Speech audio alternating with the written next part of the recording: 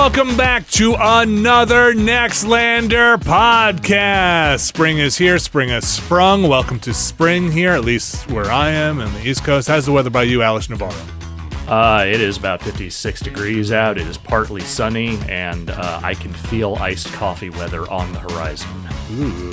Brad Shoemaker, how's the traffic on the 9s, on the 1s? I don't know. Traffic on the 5s? I don't leave the house much anymore. What's the traffic like outside your window? I haven't seen any driverless cars this week so far. Oh, good. Good. They're not scanning. I think we're in the middle of another atmospheric river, though. Fantastic. I can tell you the number of days this year so far where I was genuinely somewhat concerned that one of the windows was going to break. Is it like 3 now? Jeez Louise. Like... some shit. These storms have been some shit. You don't want rivers in your atmosphere. I'm sure that's no good. That's no good. We are I'm actually hoping for a little rain here. Hoping for a little rain because we've had so much work outside to try and avoid water coming into the basement now. Now you want to test it. And now I kind of need a good test. They did like a dug around the perimeter and like sealed up the house where the water comes through. And now I want to see what happens. I could just come over to your house and just, like, aim a fire hose at, where the basement would be and see what gets in. Yeah. I could do that for you if you want. I am your friend. Do you have a fire hose? I can get one. Have you ever held a fire hose? Don't ask where it came from, but I can get one. Have you ever sprayed a fire hose? I have never sprayed an actual fire hose, no. They look unwieldy, and I did not have enough people backing me up, so I did not go flying like fucking Johnny Knoxville.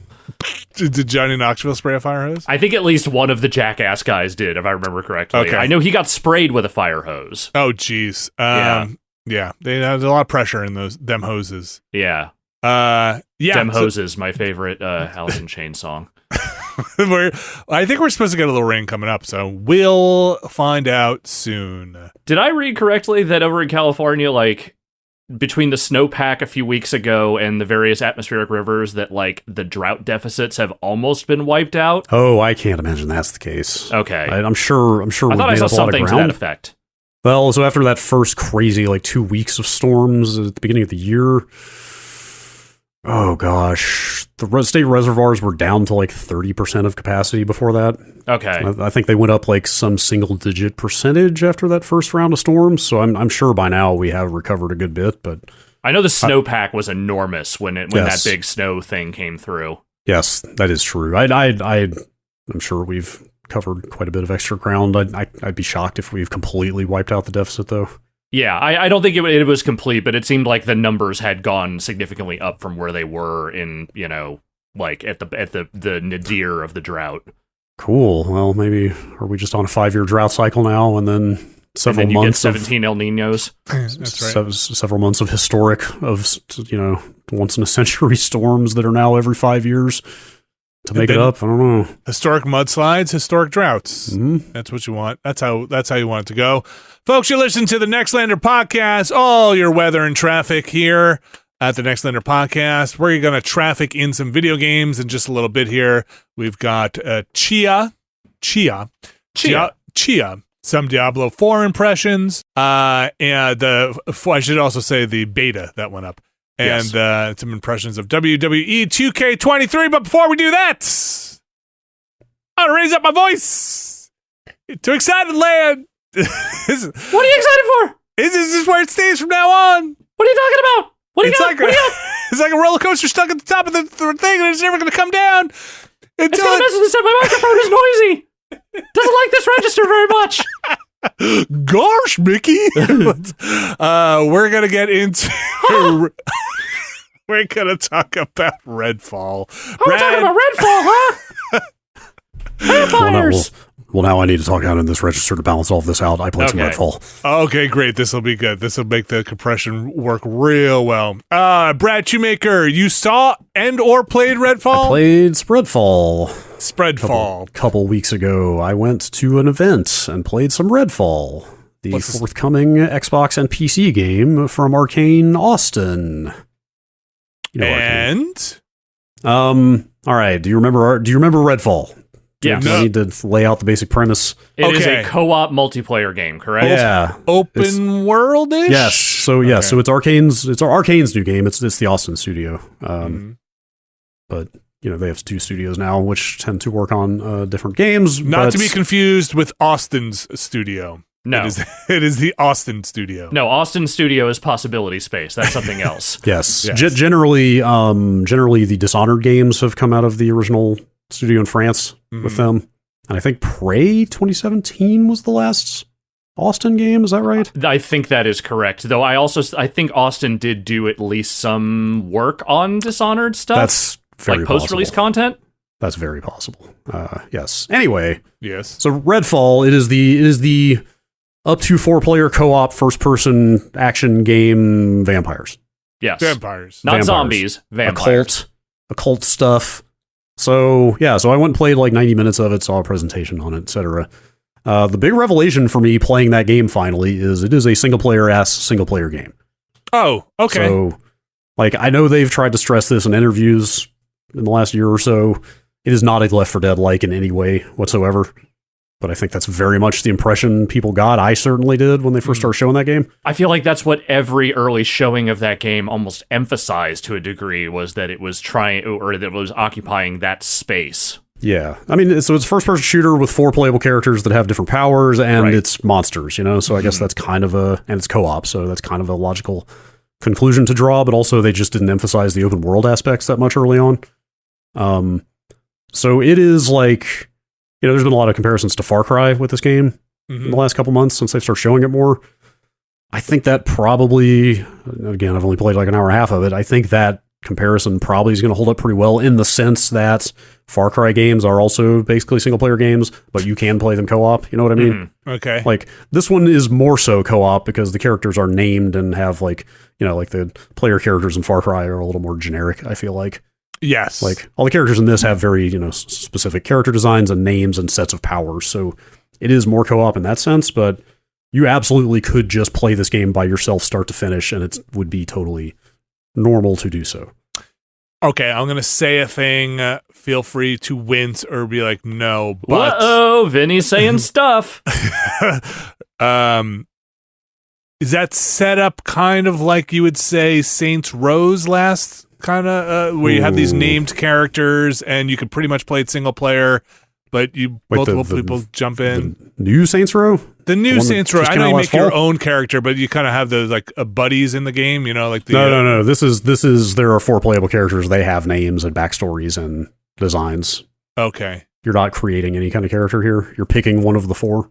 So there are these story characters. Yes. Okay. Yes, they have. Yeah, they're story characters with dialogue, with backstories, with specific skill trees and sets of powers. So when you play this single player, are the other 3 in the game helping you out? No bots. No, okay. They're not even. I don't know. I mean, maybe they show up in the story. So they dumped us into a ways into the game, so we didn't see any of the intro stuff. Like we just kind of started at a safe house and went out and roamed and did missions. Okay. But yeah, unless the characters show up in the story. In single player, you're not going to see them. They're not going to be rolling around with you. And you're not switching. You're not switching between them at a hub, kind of like Gotham Knights or anything like that. You are your character. So we picked we were in kind of single player mode, but you were picking a character at what looked like sort of a party screen. Like it kind of seemed like, okay, this is like what the join party interface would look like. If you were in co-op. It's just that I'm only picking my own character and then just going. Okay. So I don't know, actually. I didn't think to ask if you could just, like, on your next session, just load in with a different character into your same story save. That's a good question. So, like, I don't know if you're locked into the one character the whole game or not. Not to get too ahead of where you're headed here and derail, but I guess my biggest question would be at that point, what does character progression look like if there are multiple characters? Is it like save progression? Yeah, is it unified progression? Yeah, I just... in the limited time, I just didn't think to ask about that. That's probably something we'll just have to answer when it comes out, which is like not that far off, like 6 weeks away. Yeah, May 2nd, I believe. Yeah. So I assume you're dropping points in somewhere along the road. Yeah, you have skill trees. It's a very basic. Each character has 2 regular powers and an ult, essentially, and there are just a ton of upgrades on each one of those powers. Are you characters? Are they all vampires? No. Okay. None of the characters are vampires, although one of their ex-boyfriends is. I've been there. She's the I don't know how I would describe her set of powers. She's just kind of an offensive character, I guess I would say. Like she's got she's like psionic kind of powers. So she's got like a shield you can pop up that absorbs projectiles and then like shoots them back at people. Okay. And her other power is kind of like a psychic like jump pad almost. You can kind of use it to like jump in the air and cover distance. Okay. Like very, very like firefight oriented powers, and her ult straight up is vampire ex-boyfriend. Like what? Like the part of the so it's set on this like I don't know, it's like Cape Cod or something, like this sort of this like resort-ish island off the coast of New England sort of thing. Okay.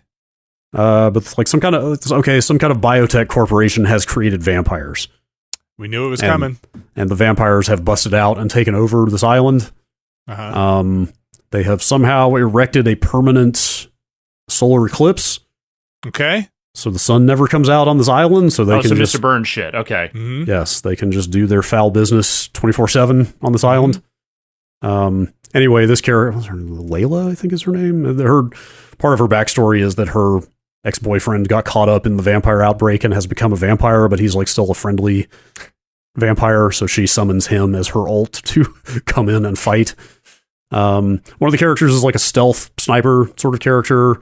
One of them is a little more support with like a robot buddy that can draw aggro, and she has like a healing aura and stuff like that. It's like pretty. I can't remember what the fourth character is, but it's like fairly archetypal sort of first-person shooter power sets, I guess I would say.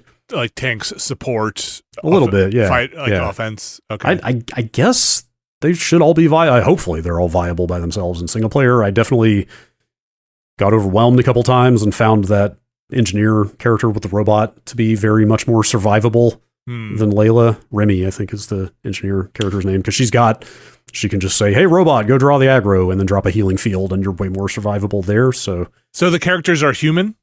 Yeah.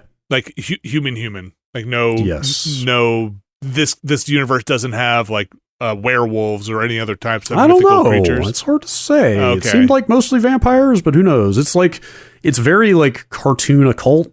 I guess I would put the tone somewhere in the like Beetlejuice, Ghostbusters vein. Okay.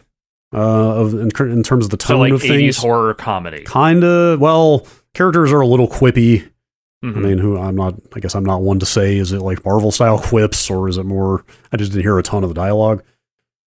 All the quips kind of blend together these days. Yeah. But I'm thinking like in terms of art style and the types of monsters you're going to see and stuff, it's all a little bit cartoonish, not in a bad way, but it's just like that style of slightly like zany horror, I guess I would say. Okay. Is there a sense that there's like still a lot of humans around, or have the vampires been doing their dirty business for a while? So like we started in like a big safe house where there were some other human characters in there that are like vendors. I think there's like straight up a shopkeeper with inventory that cycles every couple hours or so, that style of thing. It's a loot game, like you're picking up colored loot guns and stuff. I think that's pretty much the limit on human characters that you're going to run into. Like out in the open world, the only humans you see are cultists. There are like vampire worshippers out there who are just humans with guns. But they're all like brainwashed and want to kill you and hand you over to the vampires. So, I mean, they're familiars basically. Basically, yeah. But there's a ton of them because they need fodder enemy. There's like a hierarchy. Like the humans with guns are just the fodder. Mm-hmm. Then there are like regular vampires you'll run into, and then there are like not named, but like special vampires, basically, like with much stronger abilities. And then there's like 4 kind of boss vampires scattered around the island. You had mentioned, I forget where, maybe on mic, maybe not. Chances are either way. That in multiplayer, you were kind of surprised that you can kind of go wherever you want. That it's not when you mentioned it's not like a Left 4 Dead where you're kind of on rails through these corridor maps. It's just one big open world map. Yeah. So like, what populates that? What happens? What is the kind of, you come out of this safe house? Down? Yeah. Like what happens? There's enemies all over the place. There's a lot of the cultists, and occasionally you run into vampires. And then even less occasionally, you'll run into the more special vampires. But it's a quest-driven game. Like there are missions. It's just icons, like side quests on more the map or less. and stuff? Yeah, there's like I ran into some activities like you'll unlock safe houses as you go around, and like to unlock each safe house, you have to do a little quest. Okay. And I think safe houses are probably like respawn points, and there are a couple quests to pick up in each one. I found what seemed like a repeatable activity of like the cultists building like antennas on rooftops to broadcast their shit. Okay. So you had to go up and deal with the antennas. There's a territory control aspect to it where the vampires like deploy some like shitty mists across parts of the island that like hurts you or saps your powers or whatever. And there are vampire nests you can take out. Okay. To clear that, but that's temporary. It sounds like. They'll come back. So like it's interesting, and it sounds like those are dynamic. It's not like they're not like story nests. Like that's like any of like 36 buildings can become a nest or something. Because I went and did one. It actually ports you kind of underground to this like this is where some of the Beetlejuicy stuff comes in. Like this very like twisted reality version of the town underground, where you have to fight a ton of vampires and then go like kill a vampire heart. Okay, and that's an interesting thing where you kill the vampire heart. Then it spawns a shitload of loot around you, but you have like 30 seconds to get out before it collapses. So you're basically just like frantically trying to grab as much of the loot at the end of one of those nests as you can and get out before the timer ends. But apparently they will reinfest new nests. So there is some push-pull of, you know, I've got to like try to keep these nests cleared to not have to deal with extra shit out there. Okay. Yeah, so I see where they're going with this. Yeah, you have. I never managed to trigger this fully, but you have like basically a wanted level almost, like a rook meter. There's like a super vampire called the Rook. The Rook. And once you fill that meter up, you will trigger a Rook storm, and the Rook will show up and basically flatten you. What? Apparently it's like beatable, but extremely difficult to beat. Okay. So it's like the pterodactyl in Joust. Sure. Okay, great. If that helps you, yes. Exactly. Yeah. Exactly. Now I like can relate to it. Thank you. I'm sure it's the kind of thing that as you upgrade through the course of the game, you have a much better chance of going toe-to-toe with the Rook. Okay. But that meter it's like a vampire anger meter, and basically as you kill vampires, and especially the heavy vampires, that meter continues to fill. I don't know if there's a way to bring it back down, actually. I didn't figure that out. Are you doing it? Or you may just have to deal with the Rook every so often. So you always got to deal with the Rook. It's funny. It sounds like I feel like I kind of am getting a sense of what this game is. It's still very action, right? Oh yeah, it's 100% a first-person shooter with powers. Yeah, like the guns are, assault rifles, shotguns, pistols. Vampires can't be killed by bullets though, so there's like a whole class of weapons that are basically there to kill vampires with. Okay. You can ship their health down. Yeah, so you can ship their health. So a lot of weapons will drop with a stake kind of bayonet on them. Okay. Basically, it's just a little icon on the weapon in the inventory that shows if it has a stake or not. So with those, you can ship their health down and put them like into a stun state, and then you can go up and stake their heart and actually kill them. Yes, they also can be turned to stone by UV lights, so there's like straight up UV beam weapons. And I saw some footage that they put out for this of like a UV grenade, and that's straight up just turn them to stone, go up and shatter them. And then I guess you could also burn them to death. What? But bullets do not work against vampires, though. Why are they there? These 4 people.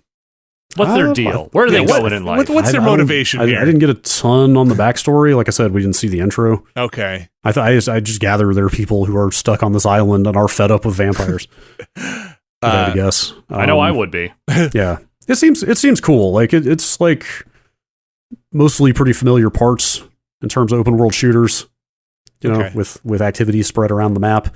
Shooting feels good though. Like the powers seem reasonably interesting across the different characters.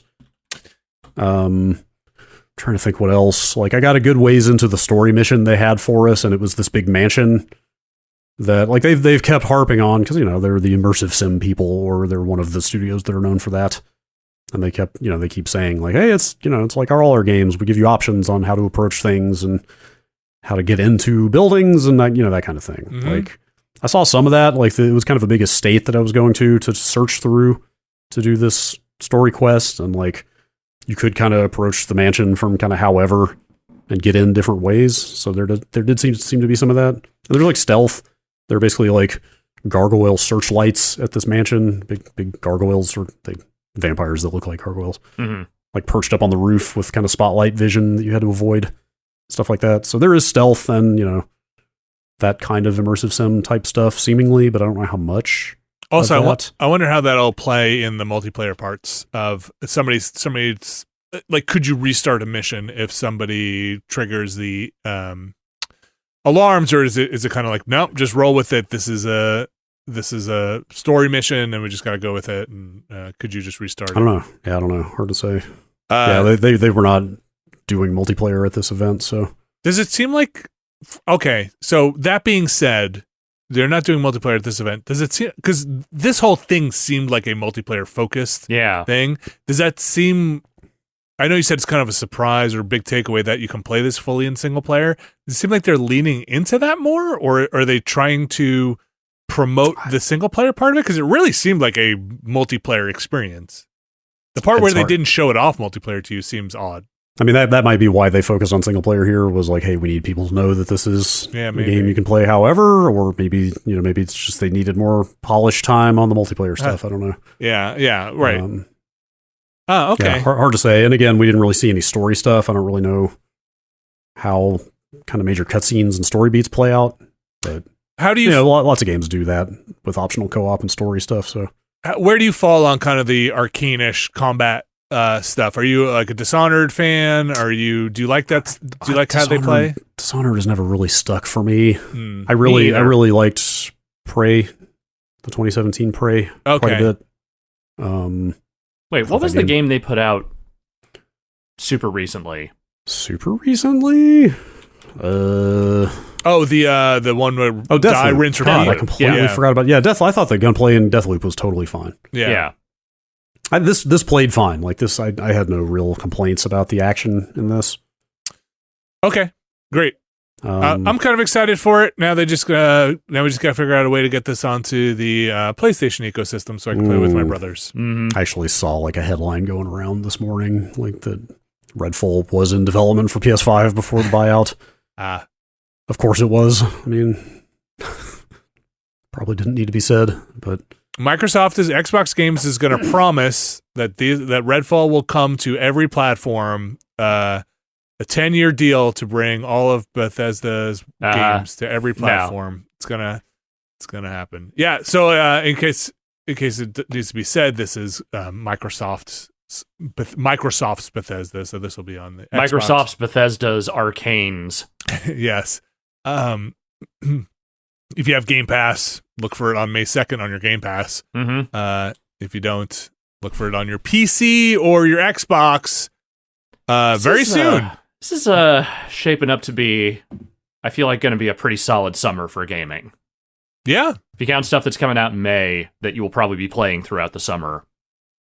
I think this year, I think video games are back. I think they're back. I mean, you got a Zelda coming out in the summer, right? Mm-hmm. Yeah. You got a Zelda coming out this week. You might even have some more Counter-Strike coming, for God's sakes. Oh yeah, we'll talk about that more later. You got it feels like now here's the video games. Street Fighter, right? Or all three Tekken's coming later this year, but not by summer, but it's coming. I think it's coming later this year. Diablo, Pikmin supposed to come. Yeah. Minecraft Legends is out in like a month. I think that Advance Wars is out soon. Yep. Jedi Survivor. Yeah. Dead Island's even coming out. We're back, baby. Too many video games. You're right. They should make less of them. And that Horizon DLC? Yep. Yes. They just put out a new trailer for that. Okay. Yeah, video games. Yeah, I am optimistic about this game. It seemed cool. Remains to be seen, like, will the open world activities continue to be interesting over time, or will they get repetitive? I don't know. And the character progression. I need to know. That's one of those things that's so deflating, is like, do you dump all your points into one character, or can you share them across multiple characters? Because again, that's hard to say. I'll tell you my preference. It's share them across your characters, because putting a bunch of points into one character, then feeling like you can't switch anymore, kind of stinks. I would guess you're probably earning points per character. I would probably guess that as well. I would guess it. That sounds like what you're guessing. Maybe? That's what I'm guessing. That's what's possible. I mean, they might want to facilitate you being able to swap characters at any time, even by yourself. And so they might say, hey, just pick whoever and upgrade them and go. Look, if you're doing multiplayer, there's probably got to be some kind of scaling, right? So if for sure, well, probably, yeah. It's hard to say. So if you're if you're level 25 and I'm level 0 and we want to play together, they're probably gonna have to do something about that. Whether they kind of nerf you or boost me up, I don't know. We'll see. Don't you That's for the developers to find out. I'm just here. I will nerf you whenever I want. No. That's for them to find out and for me to play. That's Redfall, like we said, coming out early May 2nd to an Xbox or PC near you. Yes. I'm watching the trailer on the Steam page right now. I guess they're adding 2 more heroes after launch. No kidding. Yes. Are they part like for free, or you have to get some season pass? I believe that's part of the hero pass. No. This is how they get you on the Game Pass. Mm-hmm. This is how they get you. That's how they get you. That's how they get you. Every time. That's how they get you. All right, we're gonna take a quick break. We're gonna come back. We're gonna talk about Tchia, a game over on the other side of the woods here, over on the PlayStation side and the PC stuff. But we're gonna take a quick break. We'll be right back. This week's show is brought to you by Miracle Brand. Alex and Brad, you guys sleep hot? Oh God, do I ever? I am a hot little potato, man. No comment. So I also like to sleep cool. I like a cool sleep. I could sleep in an ice box. I'm like, what is it, Bernie Sanders? I want that window open in the winter. You're like burning Sanders. Boom, got me. We're here to talk about Miracle Brand. Specifically, they sent us some sheets. Yes. These sheets are thermoregulating. It's a big word for keeping my body cool when I sleep. What does that mean to you, the consumer? It means that if you got a hot body like me, when you sleep on those sheets, it's gonna cool you down a little bit. Says here, inspired by silver-infused fabrics made by NASA. Those are the space guys. The space folks. Space age? Or did we still say space age? Is this a space age fabric? Space age thermoregulating sheets. Miracle Made makes temperature-regulating bedding so you can sleep at the perfect temperature all night long. It says using that silver-infused fabric originally developed by NASA. Miracle Made sheets are thermoregulating and designed to keep you at the perfect temperature all night long, so you can get better sleep every night. Also, that same silver infused with natural silver prevents 99% of bacterial growth, leaving them to stay cleaner and fresher 3 times longer than other sheets. It says no more gross odors. I don't know. You've been to my bedroom, Miracle Sheets. You got some work ahead of you. More than the sheets need silver in them. Miracle Sheets are luxuriously comfortable without the high price tag of other luxury brands. So stop sleeping on bacteria. I will not, but I will sleep on your sheets. It's okay. Upgrade your sleep with Miracle Made. Go to trymiracle.com/Nextlander and use the code Nextlander to claim your free 3-piece towel set and save over 40% off. Again, that's trymiracle.com/Nextlander to treat yourself. Thanks, Miracle Made. And we're back. And let's talk a little bit about Tchia. Tchia. A game. Tchia. God damn it! I was just about. I said it twice. I was left it hanging out there to see if anybody would take it. Can you do it in the sing-song voice? I was just about to say, like, man, look at us not making that joke. Yes, look how mature we are. I'm not that mature. Never have been. Well, I got good news for you. This game seems like somebody who is for a pure and good of heart and young and I'm out. and idealistic. This Tchia is I'm just gonna say out of the gate here, if you haven't heard of it or seen any of it, it's basically a Wind Waker meets Mario Odyssey like game. Meets Breath of the Wild. Yeah, it meets Breath of the Wild. But it at least from what I've played of it so far, it feels like it is a lot of the more low-key aspects of those games and not as much of the, let's say, sword fighting. Oh, no. Yeah, this is a very forgiving, very exploration, very vibes like based game, I would say. Yes. Is there any combat? I mean, I've done the well, we'll get into it. Yeah, you have a slingshot. You start with that. I mean, I've done the like take out the camp of fabric monsters thing. So that's the only combat I've found so far, or against the fabric monsters, the cloth monsters. I forget what they're called in the game. The mana, I believe, is what they're called. But even there, you're just using your possession powers to manipulate objects to fight them. What I mean is, you never get a melee weapon or anything, right? I don't think so. Okay. This game seems like a kind of love letter to, is it New Caledonia? New Caledonia. It's like pretty charming when you like start a new game and they're just like, yo, hold up, wait, hang on. We will tell you a little bit about what inspired this game. And there's like straight up some photographs and information about the island. Yeah, it's an island that exists off the coast of like New Zealand. It's kind of in the same general range as like Tahiti and some other like island chains in that area. It is part of the French. I think it's still part. I think the French still technically are the government for it. Okay, I really don't know much about it. It seems like, they say, hey, this game is all in French and what I assume the local language. Is the local language. I can't remember what the indigenous language is, but yeah. And so it's subtitled for the most part. They kind of mention also the voice actors and actresses and everybody involved, pretty much from music to everything, is also local. They are local, or they have tried to cast local. Like they said, they kind of go out of their way to say, this represents something very personal. I think one of the developers is, or it's not the whole team, right? It's just, I think it's the two co-founders of the studio. I believe. I think it's just one of them. I think it said one of the co-founders is from there. Okay, there's a stake in it, and I think and so this takes place in a kind of mythical version. The setup is these kids are hearing a tale that takes place in this area. And you kind of get this mythical version of this very idyllic, beautiful landscape and island, and everybody seems pretty nice, except for kind of the cartoonish villain that is in it. But I don't know how far you guys got. Things go pretty weird in this game. Okay. In ways that are, how sometimes you have the Disney version of a fairy tale that's sanitized. Let's say like a Grimm version. The Grimm's version gets sanitized through Disney, and you're like, you are exposed to the real version. And you're like, oh, they like cut the wolf open, and like, yeah. And there's some stuff in there that's like, okay, this is probably based off of something culturally, but that's pretty damn dark, man. Mm-hmm. Interesting. The only thing I've seen is early on when one of the villain's henchmen straight up just kind of gets slashed across the face with a machete.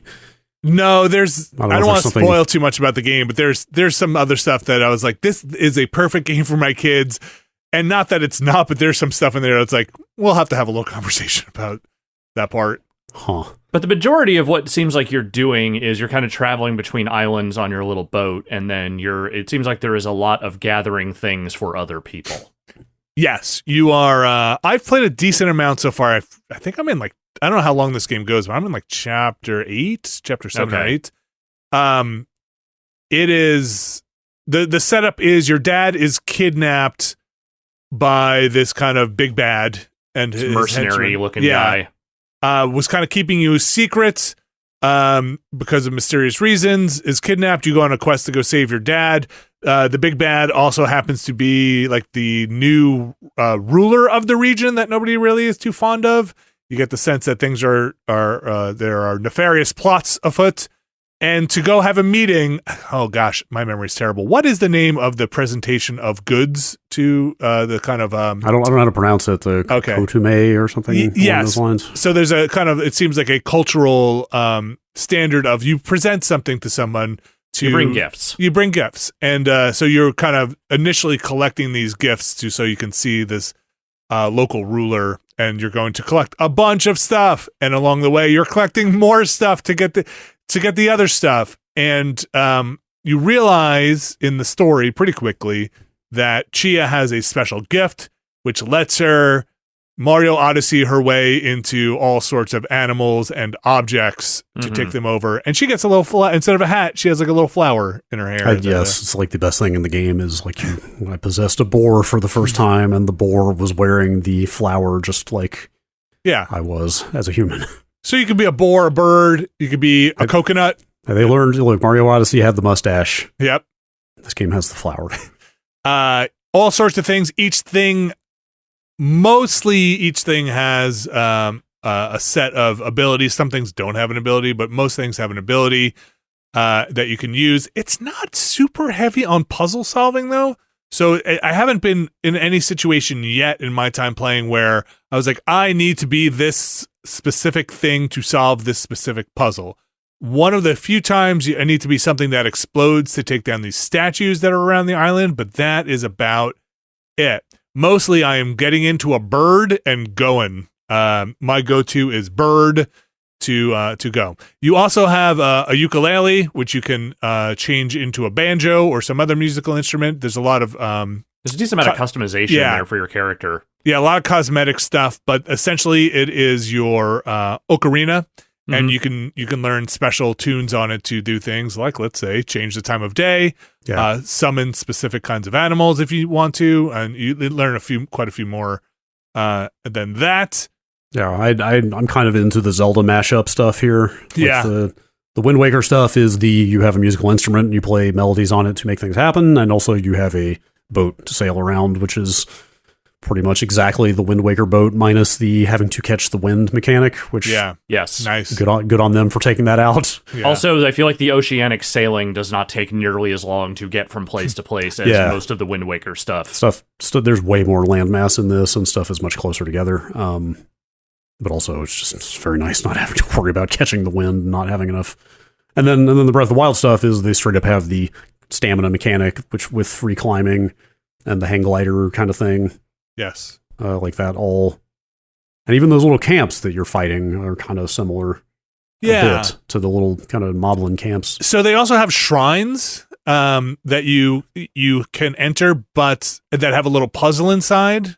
But the puzzles are pretty small. Like one puzzle was just, quote unquote puzzle was just play along with the song with the ukulele. There's a lot. It's like a decent amount of songs in this game.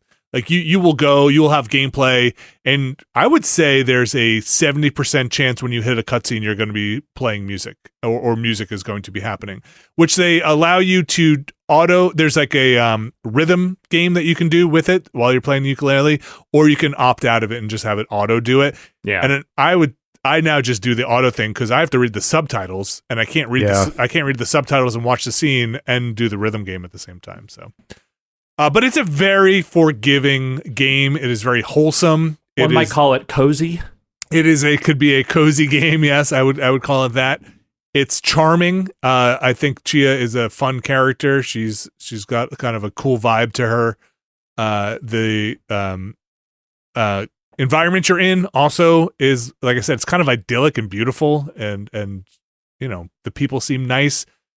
They kind of have like a it's a stylized game, so everybody kind of looks of a certain style. It's got a pretty strong Pixar kind of vibe to me. Yeah, a bit. It's maybe not the most polished thing, but it's pretty dang good for. Yeah, the performance on PS5 is kind of my only real complaint about it. It does not have a 60 FPS option, and even the default 30 is not very stable. Like, it's got some performance issues for sure. It's interesting. I haven't really noticed a lot of that, though. I mean, I'm probably only about like 3 or 4 hours into it, so maybe I just haven't seen anything that was like too taxing. But like, other than some frame rate drops here and there, I haven't noticed much. It's more like, for me, it's more just some loosey goosey stuff here and there. The fast travel I don't love. We said, you have this boat, and you can fast travel to docks. Between docks, you can't just fast travel to a dock. You have to, and you could respawn your boat there. So if you go pretty far afield of your boat, you kind of have to get to another dock to get your boat back if you want to spawn it there or fast travel back to someplace else. Though once you start bouncing into different animals, I kind of just gave up on the boat for the most part, because and once you can get more magic juice. It's different than your stamina. I forget what they call it, your spirit meter, I think it is, by doing those shrines. So my recommendation is, as soon as you open up the shrines, just do as many as you can so that you can stay inside of an animal for longer, which helps you just traverse the landscape faster. If you're just in a bird, you could just fly. I thought they smelled bad on the outside. Exactly. Eating food will you regenerate, it looks like, up to about half of your spirit meter, I think, because when I had 3, I think I got 2 back, and when I have 6 now, I get 3 back. So I think it's like around half they regenerate. Other than that, you have to eat to get it back. I'm gonna play more of it. I really like it. It's like I said, there's some weird stuff in there that is, it's not a problem. It just comes out of left field. And you're like, whoa, hey that's now. just whoa. But that's fun. I like it. It's got some neat ideas. Like I enjoy that they let you just shove basically anything into your backpack, including like live animals, and just pull them out whenever. So because of the possession stuff, you can just carry around things that would be convenient to possess on a moment's notice, and just whip out a bird or whatever. So you'll need it. You'll not even need that shortly because you can summon birds with your ukulele soon. Okay. Or other animals, but why wouldn't you do a bird? The bird just Why wouldn't you flies. do a bird? Why wouldn't you do a bird? The other thing that is kind of neat, but can be a little pain in the booty, is the part where you're on the boat steering, you can't manage the sails. Like so like as you're nearing a land, I just run that boat aground all the time. Like you because you have to take your hand off the till, and then go to the sails or drop the anchor real quick. And but you could just shove the boat, like Brad said. You just push the boat back into the water. It's kind of fun. But I do wish you could separately manage the sails. Navigating on the landmass is also kind of interesting because they don't necessarily show you where you are on the map. They give you the general area. That's kind of my one beef with the map system, is that I kind of wish there was at least like a mini map indication. Like there's a compass that kind of, if you pin something, it will at least point you in the direction of the thing you pinned. But I would love just a little bit more recognition of where you are. Yeah, I mean, I wonder if that changes at some point, because so far they only mark your last known location at a road sign. Yeah. And when you do the straight up click left stick to show me where I am, it just shows a giant radius on the map, and she's like, well, I think I'm somewhere in here. Which again is, Alex, just like you said, is a little weird because you can just put a pin on the map and it'll just show you kind of where that is on the map. So you can kind of triangulate your location that way. Yeah, you kind of you're like, oh, do I need to go north to get to this objective? I'll just put a pin on it, or the objectives are pretty marked on your map pretty clearly too. Yeah. So it's a little weird. I get the sense they kind of just want you to be a little, they did it for an immersive reason, but I don't know if it's really working as well as they intended in that. Yeah, I think the thing they want is for you just to wander around and not really worry too much about whether you're like laser focused on the next thing. Right. But, you know, that's unfortunately that is a hard thing for me to untrain my brain to do in open world games. Yeah. It's neat. It's very chill. It's very chill. Yeah, apparently very small development team, so like understandable, but I hope they do try to iron out some of the performance issues a little bit. I want you to say and understand when I say this, I don't mean this in a negative context. It does kind of feel like that, and I don't mean it is lacking content or it feels like rickety in a way because so few people worked on it. It's just that it has a very intimate feel to it, and the open world that they have created, it has some space to it, but it is not like super expansive. It's more just like, no, I mean, there's this limited area you can go around, but there's a lot of stuff you can kind of find if you just poke around. Yeah, it's 2 main islands, and each one of them, I haven't tried this, but I would guess you could probably run across either island in 10, 15 minutes. Yeah. 20, maybe. You definitely go faster than you think you will once you're booking. Yeah, and also the story progress ticks up pretty fast in the kind of, you know, you're this many through the game thing in the journal. Yeah. Like, by the time you even get out into the open world, you're like 6-8% through the story or something like that. Oh, really? Oh, does it have a percentage ticker? It does, though. I feel like once they dump you in there, like that percentage ticker stops going up at nearly the same speed. Yeah, because you're gonna spend a ton of time just doing the collecting stuff. Yeah. At that point, and it'll slow down some. But it does sound like it is relatively short on the story. But I do like when they give you the map, though. You just see that they're like, here's island. I can't remember the names. There's like Island A and Island B. There might be some other islands out there that weren't documented on the map. Like, it does sound like if you sail around, you might. I got a third island. Oh, like a full one? It was a small one. It was part of the story. Okay. It's neat. I haven't had too much performance stuff on the PlayStation 5 either, but I'm also not usually as sensitive to that stuff. It's more just kind of like you know, I fell through the world, there's some like some stuff in it that's like, oh, all right, the controls can feel a little loose at times, a little weird, but I really like it. I'm really excited to get my kids to play it because I think they're going to dig it. My daughter's going to love it. She loves any game where you can control an animal, and this is that. This is that, basically. So has she played Tokyo Jungle yet? No. Can you play that on is that available for PS5? No. Okay. Well, I mean, probably through PS Now or whatever. Yeah, I think that's the deal. And also you can poop as the birds. As a seagull, especially. As you should be able to. Yeah, and as the cows. There's a poop button right there. A seagull's number one feature, pooping. That was what they're known for. That's Tchia. It is $30. It's a charmer. It's a very charming game. I like it a lot.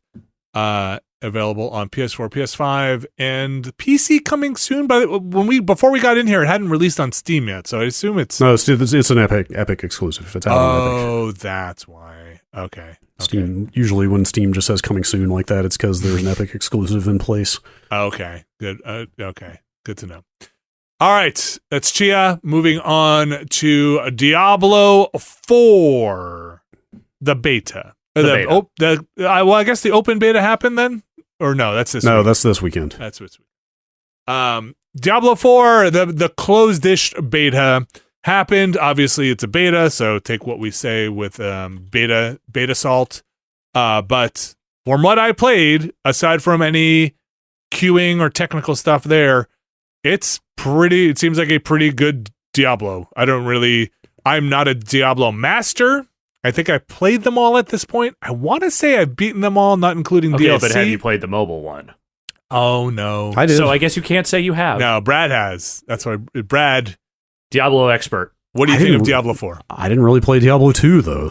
What? So I can't say I have. Okay, you've probably at least booted it up at least once in your lifetime, though, right? I never owned it. Wow. Back in the day. Huh. I never owned Diablo 1, actually, for that matter. What? Now that I think about it. And for some reason, I feel like StarCraft and Diablo are like go hand in hand. If you had one, you had the other. Nope. I had a lot of friends that had Diablo and got my fill there. It wasn't allowed in your household. Nope. That box was pretty scary. No devil under this one. I like it so far. So I can't really speak to what's different between, let's say, a Diablo 2, 3, or 4. But it seems to play very well. The loot drops out really nicely. On the PC side, which is where I played, they have now a standard /roll button. I want to say that was only on the console side in the previous iteration. I think that's right in 3. And so, it's kind of a gross game.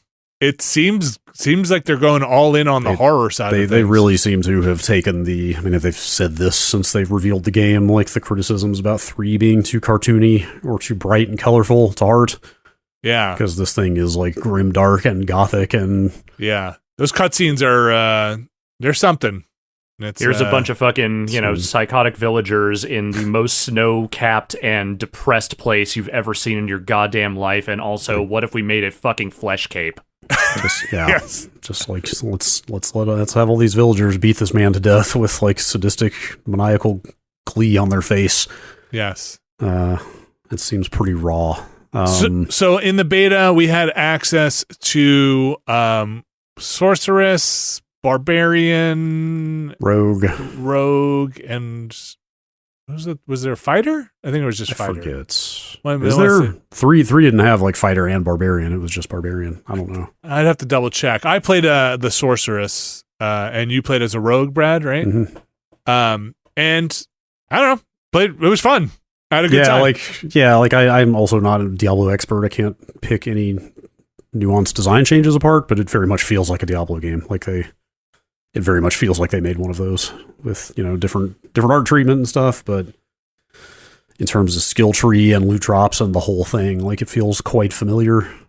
Yeah. The big thing, which we didn't really get to see in the beta, and we would have maybe if we had played more of it, and it is open this weekend, is the kind of more MMO-ish open seamless multiplayer stuff. We did see it in that town. There's people just running around, people just match into your game, and you will run into people out there doing stuff. And it sounds like there are more world events and more randomly generated dungeons and stuff like that. So we tried, again, it was in beta. We tried, we had trouble connecting to each other for co-op, but yeah, we saw people online, running around. That's stuff that'll get ironed out, hopefully. Yeah, I guess my biggest criticism of old and past Diablo is it just can get kind of rote at some point, and so something with a little more randomization to it in terms of what you're going to run into out there is appealing. The roteness is also kind of the point, though, is what I've always gathered from people who really like those games. Well, I mean, it goes both ways. Some people want the loot. Some people just want a mindless podcast game where they can just kill 30 enemies at a time and pick up a bunch of cool loot. But even within that, you still want the objectives you're doing to be interesting and the places you're going to be different and varied. Yeah, like MMO. You played on the PlayStation 5. No, Series S. Series S. You played on a console, was my point. The controller stuff seemed fine, right? Yeah, it's fine. Yeah, they totally figured that stuff out with 3, so that stuff's definitely fine. It did look a little grungy in spots on the S. Right. I just looked up the classes. It was, you're right. It's Barbarian, Sorcerers, and Rogue, and then Druid and Necromancer were the ones that were locked up. For some reason, I thought there were 4. Character creator stuff is pretty deep. There's more. Yeah, by Diablo standards, definitely more there in terms of just variables on the characters. Yeah, I'm trying to remember. Did 3? I don't remember. I think it's been a while since I played 3. I think at most they just had maybe multiple faces you could apply or something like that. I don't. But remember. It was very limited. This is much more. You can make a more customized character, and also they seem to be showing that character a lot more close up. Yes. They use your character in cutscenes, and you see him very close up on the select screen, stuff like that. It's a decent amount, at least in the beta. There was a decent amount of cinematics and not just overhead storytelling. I mean, there's also a decent amount of overhead storytelling. But yeah, it's very. My hope is that people who really like Diablo are going to really like Diablo 4 because it seems like that. But I'm not the one to make that judgment. I did enjoy my time in the beta, but it sounds like they're wiping beta progress. Is that right? Yeah, I believe they are. Yeah. Okay. That game comes out this summer, like we said. June, I think, is Diablo. Not that far off. No.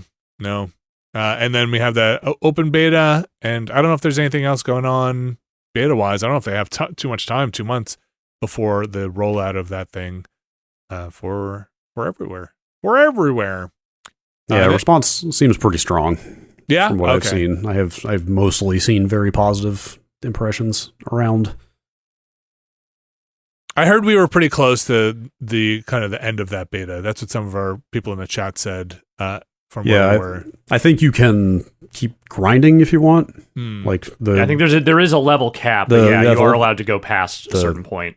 The level cap is 25, and so I definitely saw people saying I hit level 25 this weekend. You could definitely just play a shitload of it. But as far as story content, it sounded like it was only a couple hours of actual story missions.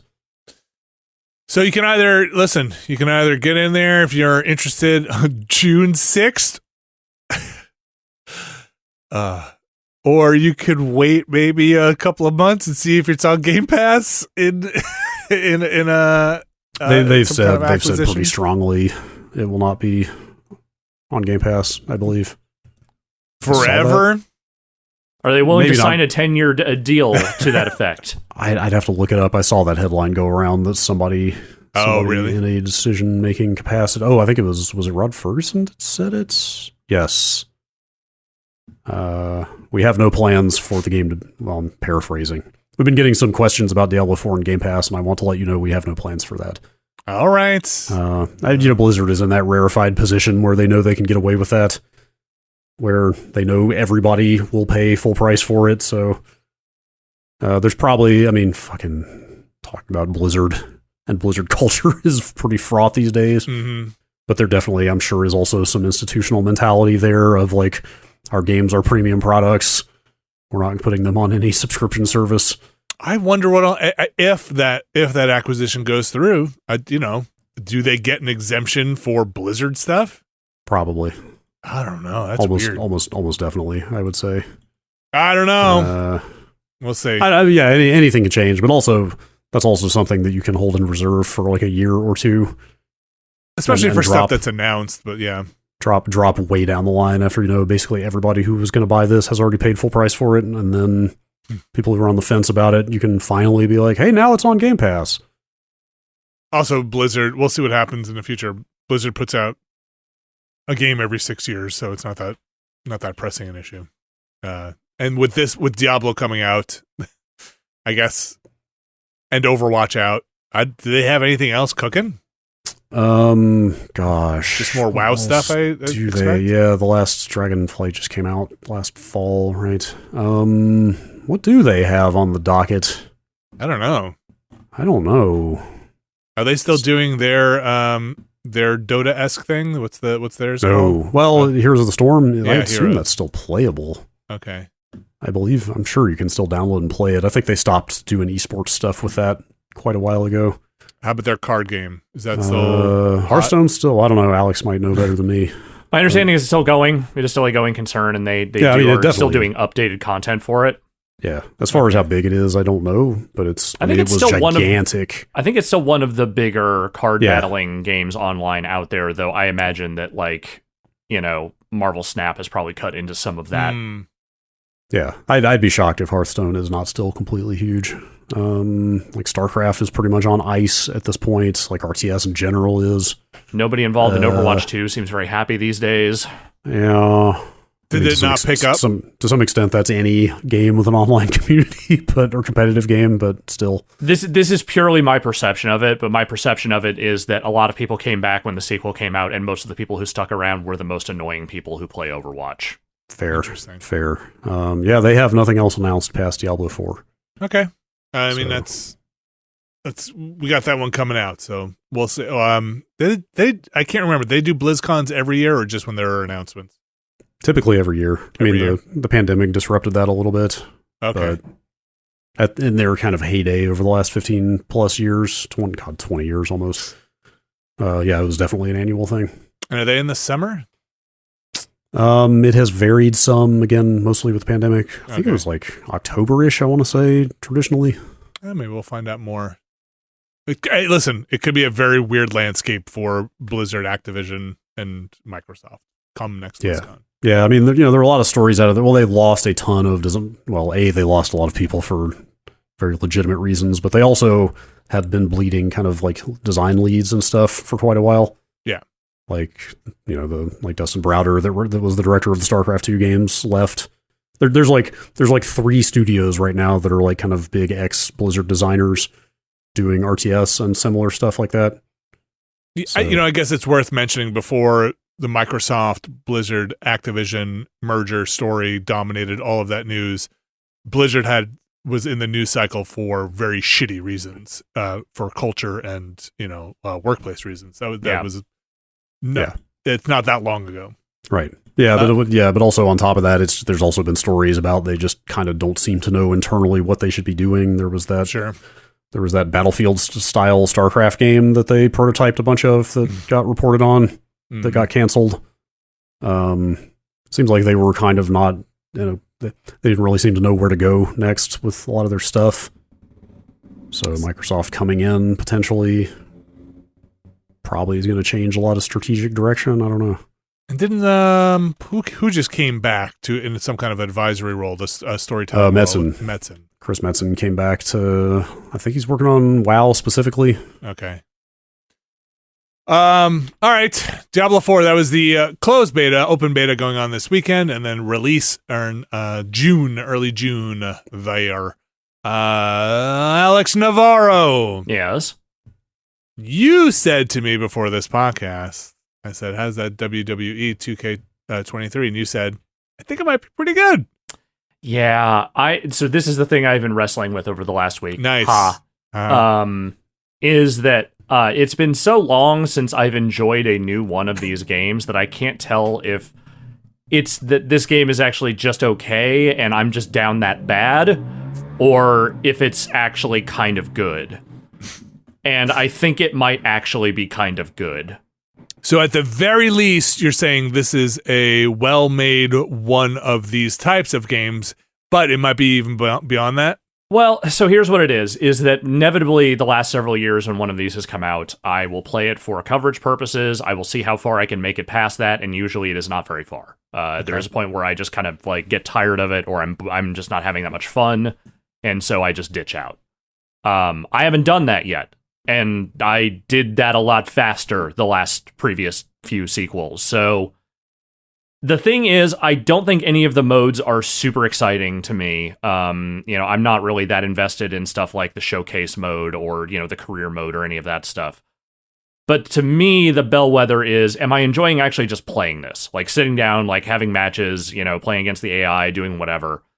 And the thing that I think this game finally kind of gets to, which is what they've been striving for a while, is that they have created a system that actually feels like it matches the ebb and flow of a real-life wrestling match. Like, it has the momentum swings, and they are balanced in a way to where it doesn't feel frustrating, which is where I think they were sometimes having struggles with that. So, like, my scientific test every time is, can I put a couple of computer players into a match, and will they produce something that is at least exciting to watch?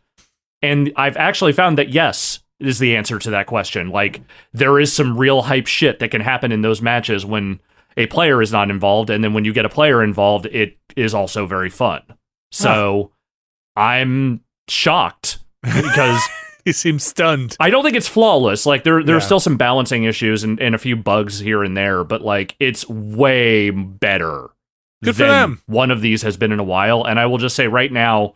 If your thing is downloading people's creations and getting versions of like wrestlers that aren't in this game into the game, those tools have gotten ridiculous.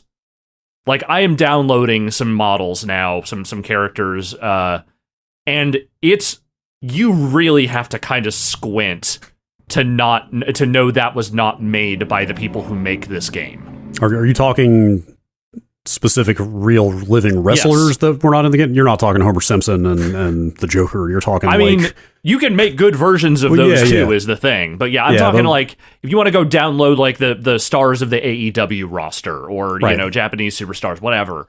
People that just like WWE people that aren't included in this game. I mean, there's still plenty of like, kind of people who half-ass it, but the stuff that's getting upvoted and the stuff that is like floating to the top there, like, that shit looks pretty fucking dead on. Are they missing their signature move-sets, or do they have... It depends on whether the moves are in the game. Like, for instance, I downloaded this guy, Malachi Black, who was in WWE a couple of years ago and is now in AEW. But because he was in the game recently, all his, like, entrance animations, like his finishers, all that stuff are in there. You just have to do the artwork to make sure, like, it looks like him. And they did a real fucking good job of making it look like him, whoever it was that I downloaded it from. But, like, CM Punk's theme music isn't going to be in there. Like, they're not going to put everything. And some of his moves, I think, aren't even on there. It really just depends on what they have collected from earlier games. And you can't upload music. Tragically, no. In the PC version, there's mods you can use to replace the in-game music with different music. But you can't add to it. Okay. What is this? Is this only the second game without Ukes now? Officially, yes. What is that? Does that say anything about Ukes' involvement in this franchise, that they're gone and now it seems to be like better than usual? I don't know. I'm just stab in the dark here. I understand where you're coming from, and I've had that thought too. But my feeling is... it remains to be seen. Like, this was the trajectory these games were on even before they officially cut ties with them. It's just that it always felt a little loose and a little janky, or like they just hadn't quite found the balance for that stuff. The match flow was bad for a long time, and last year it started to get a little better, and I feel like they made a decent leap this time.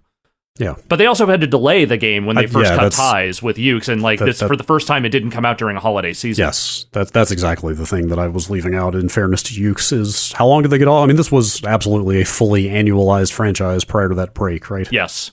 Like, and like that's not unique to WWE. That's the same shit with like Madden, right? And other sports games that have to ship every 12 months, is that they also kind of have a lot of issues. Like, big surprise when you make somebody crank out a game every year. Well, and it is a little rough, but how long do they have off? I want to say, I mean, I think there was a full like gap. I don't remember if it was just a 6-month delay or if it was like literally the game was off for a year, but I think there may have been a full year gap if I remember correctly. When's that AEW game? This is the eternal question, right? Fight Forever? Fight Forever, yeah. Okay. That is yeah. So this is Yuke's implementing this animation system that they were talking up that apparently Visual Concepts and 2K would not let them like mess with or do stuff with in the WWE games for whatever reason. Maybe it was just going to take too long to rework that stuff.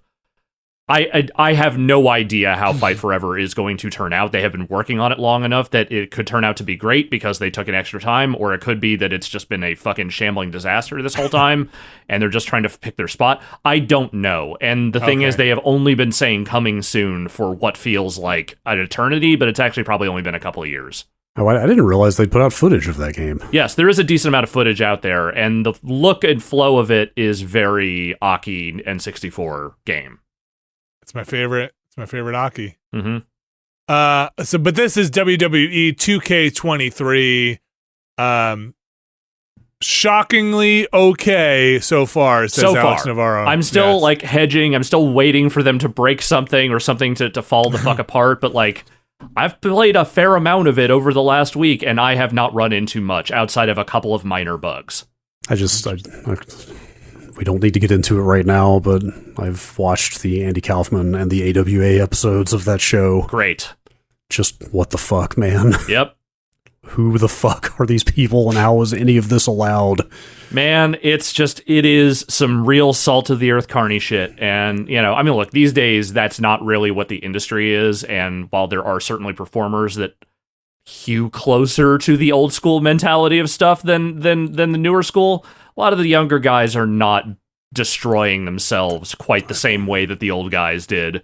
The story is about Mad Dog Vachon. Oh, yeah. And that rickety airplane. Good God, man. He's a wild one. His daughter is also a fascinating figure. Wrestling. All right. Let's take a break. Those are the games. Unless anybody else has anything they want to chat about. I'm seeing head nods. We're going to take a quick break. We're going to come back. We're going to talk about the news. Stick around.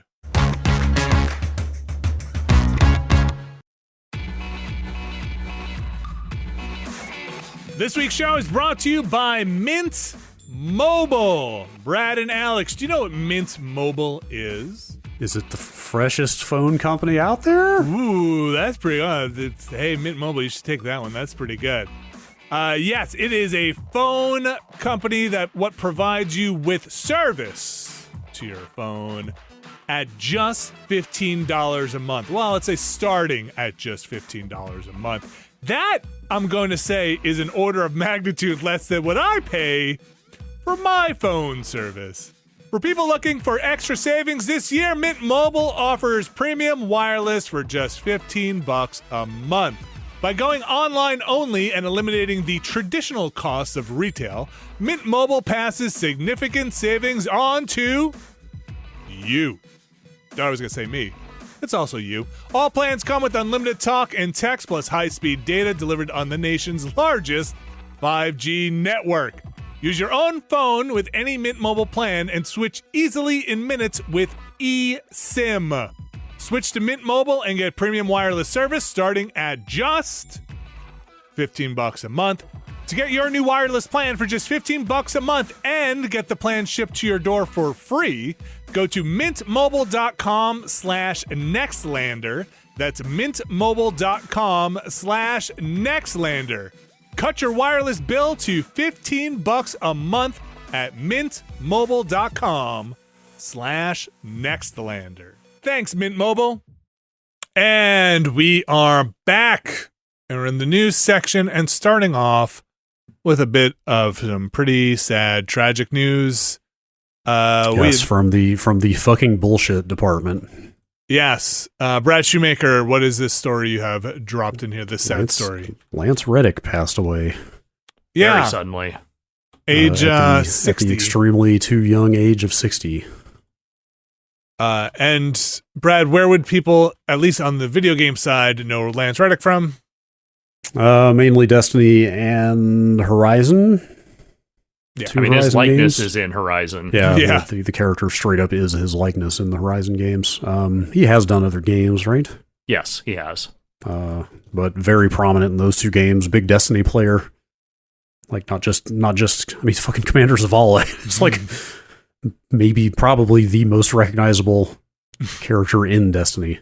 Well, on top of that, I think he's the only original Destiny voice actor of note that is still around. And still doing what was at the time, like updating stuff. I think the Ikora voice actor is still the same, isn't she? I don't know. I haven't kept up. Have they swapped a lot of people? And the Eris Morn, I think those are the same voice actors. Like the Nathan Fillion. They've also killed off some of the characters. Well, they killed off Nathan Fillion's character. Right. I was turned my stuff into Ikora. But I always stop by to say hi to Zavala. It's funny because apparently Lance Reddick played Warlock on his own time. That's right, because it's the best because class. It's the best class. Because it's the best class. That's right. Best jump in the game. I switched the jump. Yeah, it's a bummer. People might obviously know him from, I guess the Breakout was like would you say The Wire was his kind of big? That was certainly one of the things that brought him to prominence, though he had been acting for years prior to that. Was he in Homicide? Am I dreaming that? He might have guessed it on Homicide. He was not a regular cast member of Homicide. What did I saw him in something old recently. Maybe it wasn't that. He had a recurring character on Oz. This article says I've never seen any of these. New York Undercover and The West Wing. I've not. He showed up in a few episodes of like Law and Order and stuff. It was Law and Order. Okay. I feel like that maybe that doesn't count because literally everyone has been on Law and Order. Yeah. Yes, he was an FBI agent in like several episodes on there. I never saw that series Bosch. I don't know if that is. No, I've never watched Bosch either, though I had some friends that swear by it. He was in Quantum Break, video game-wise. Yeah, that's right. That's the other game I was trying to think of, because he acted in that. That game has FMV, so he was actually physically in Quantum Break. And, more recently, he was a recurring character in the John Wick films. John Wick 4 is coming very soon, and he's in that. Also, if you've never seen any of his comedy stuff, I highly recommend checking out his appearance on the Eric Andre show, and also in Tim and Eric's Bedtime Stories. I had never seen that Eric Andre clip before. Holy shit. He is... The thing you can say about him is that he seemed like he was game for just about anything. Like he really stole that whole scene. Yeah, 60 is not old. Also in Fringe, I'd forgotten. I have not seen that either. I didn't watch a ton of it, but yes, he's been in a lot of stuff. Yeah. I don't know. This one hit me pretty hard. I don't know why. Or, I mean, of course, he was just a very cool dude. I mean, also, it's like I just said, it's super young. Like 60 is... Yeah, it's shitty. Not that old, yeah. Like, he absolutely could have had another 15, 20 years in his career. And he seemed like he really loved acting, is the thing. Like he seemed like he genuinely just loved working and doing whatever weird stuff he could find an interesting angle on. Yeah, and also just a delight on social media as well. Like I just regularly would pull up his videos on Twitter and just have a good time watching them. Yeah. I don't think they have publicly come out with the cause of death. Well, natural causes, they said. I'm guessing that's all did they? Okay. The family is going to say. Yeah, I mean, it could have been a heart attack, could have been an aneurysm, any number of things, but, it's too damn young. Yeah. Sucks a lot. There have been plenty of people paying tribute to Zavala, huddled around him in the hub areas, from what I've seen. Yeah, those screenshots start coming out almost instantly of just, like, everybody in the instance in the tower just all, like, up, kneeling before... It's kind of weird, maybe a little. I get it. No, I get it. Yeah, I get it. He was like beloved in the Destiny community. No, I don't. I think for me, like, oh right, yes, his character is still there. Like the disconnect between like his voice is still coming out of this character. Yes. It's part of his body of work, I guess. Yes, right. I don't know what those games do. Well, I still haven't seen the end of Forbidden West. assuming that character is still involved there. But Destiny, again, he was like basically the voice of Destiny, you know? Yeah. I mean, he had one of the best voices on the planet. Yes. But, you know, that also meant that, like, Zavala is extremely, like, recognizable in that game. Mm-hmm. So I don't know. That is rough for those games as well. Yeah, I feel like the one that has the harder time pivoting from that is probably Horizon, because you have the likeness, you have the voice, and I think just replacing the voice but still using the likeness would be that's a little... That's way too fraught. Yeah, that's not... Yes. That would not be cool. I'm trying to remember what happened to that character in... I'm pretty sure he's still supposed to be around somewhere, isn't he? I don't remember, but... I gotta double check my notes. I am not 100% sure. I'm not either. Yes. So that is Lance Reddick passed. Bummer. Yeah. Moving on to news we talked about last week. Did this come up last week, Brad? I think it was 2 weeks ago. 2 weeks ago. We kind of mentioned there was some scuttlebutt about files getting named CS2 and all of that stuff. Did it mean they're moving stuff up to Source Engine 2? Does it mean they're making a new Counter-Strike 2? Brad, what is the story here? They announced Counter-Strike 2. They're doing it. Right before this. Finally, the second Counter-Strike. How many decades has it been? Seems... well, let's see. I was playing 1.6 beta in college, so that was like 99, 2000-ish. If you mean just how long has CS been around? Yeah, I mean, like, how long has Counter-Strike been a going concern? Yeah, like well over 20 years at this point. CSGO came out in, was it 2014? It's been almost 10 years at least, yeah, I think. I'm not 100% sure. No, 2012. Okay. CSGO came out in 2012, actually, so... well over a decade since the last Counter-Strike release, and it is I guess this was inevitable because it is still by far the most widely played game on Steam, and it's over 10 years old, so definitely due for an update, but I'm just looking at their like pitch page for it here. They seem to have rebuilt the entire thing from the ground up, pretty much.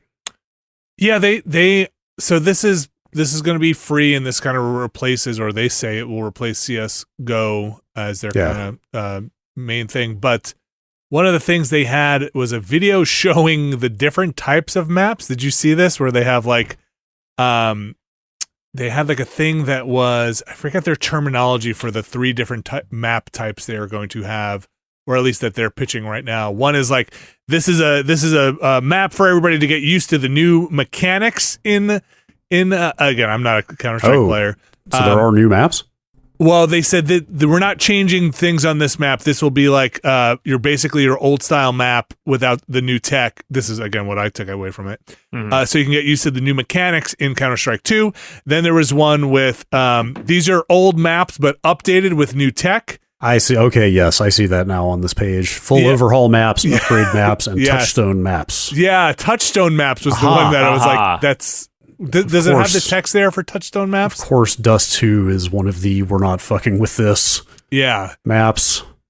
Classic maps with solid foundations that players can use to evaluate gameplay changes from Go to 2. I thought that was super interesting. These have improvements to lighting and character read, but otherwise haven't been changed. So, like, and then they had their full-on, hey, this is a remake of a map with all the new geometry and lighting and stuff. Yes, yeah, they're moving to a physically based rendering system, which is pretty modern, or that's kind of how things work these days, ray tracing or not. And then on top of that, the full overhaul maps, leveraging all of the new Source 2 tools. So I haven't looked into... They do have a little bit here about the editor. They don't really seem to go into detail here about what's new in the tools. Interesting. So that seems very vague here then. They're basically saying like, hey, there's going to be new gameplay features in here enabled by the new engine, but they're not really saying what they are other than like, well, I'm talking map-specific stuff. Like they do show this, the new smoke grenade stuff, which is kind of bananas. There's a lot of stuff on smoke. They show in the videos. Responsive smokes. they show in the video some of the tool stuff because they say it'll go into the map editor for, like you said, like the user maps too. We'll get all these new tools and stuff. They go into some of it. I'm sure they'll put out another video, but yes, responsive smokes, which looks very silly because it is like volumetric smoke that is filling the area. Yeah, they're doing volumetric smoke that is like kind of manipulable in that you can shoot through it. You can like obstruct it. You can kind of carve bits out of it with explosions and gunfire and stuff, which is really it's cool looking, but it also kind of makes it look like cotton candy a little bit. Mm-hmm. Yes, there's but it's a neat idea. It'll also like pour out of doors and fill certain spaces. But yes, it does. I was like, is this what this stuff looks like? I'm not really a military spec gear person. They have smoke that just hangs in the air like some kind of cotton ball. Yeah, I mean, it looks like when you shoot through it, it does still kind of continue expanding and refilling the space a little bit, but it does look a little more solid than smoke normally would, kind of, but it's still very cool. Pretty cool. They and then I think you mentioned this when we reported on the kind of rumor stuff. The tick rate stuff seemed to be. They have a whole video about that too. About basically, not that I understand it very well, but they're just kind of getting rid of the whole concept of a tick rate. It sounds like they're just further subdividing it. I didn't watch that video, but just nano ticks, I think, or nano subticks. They basically say that it sounds like they're just. Updating more frequently and probably maybe decoupling different types of updates from each other or from the overall world state or something like that. I'm certainly not a network engineer, but I mean, the upshot is like, your moving and shooting will be equally responsive and your grenades will always land the same way. Grenades always land in quite the same way. Again, it's a very old game, even the most recent iteration. I don't know how much of Go was built on CS source. Like, I'm definitely not a Counter-Strike historian. Like, the big thing with Go was they added like loot boxes, like crates and weapon skins and all that stuff. But I don't know if it's possible that the underpinnings of Go are even older than Go itself. I mean, that's very possible. People like Go, right? Like, there wasn't a big outrage when they kind of moved over to Go, right? I couldn't tell you. It's been so long. It's entirely possible that people were like, "Fuck this! This is not my Counter-Strike." I mean, there almost certainly were those people, but my understanding is that by and large, Go has been embraced in the ensuing. Oh well, yeah, it's the only thing now. Like, people used to get up in arms over version numbers, right? With the yeah. Like I said, there were people that clung to 1.6 beta for quite a long time.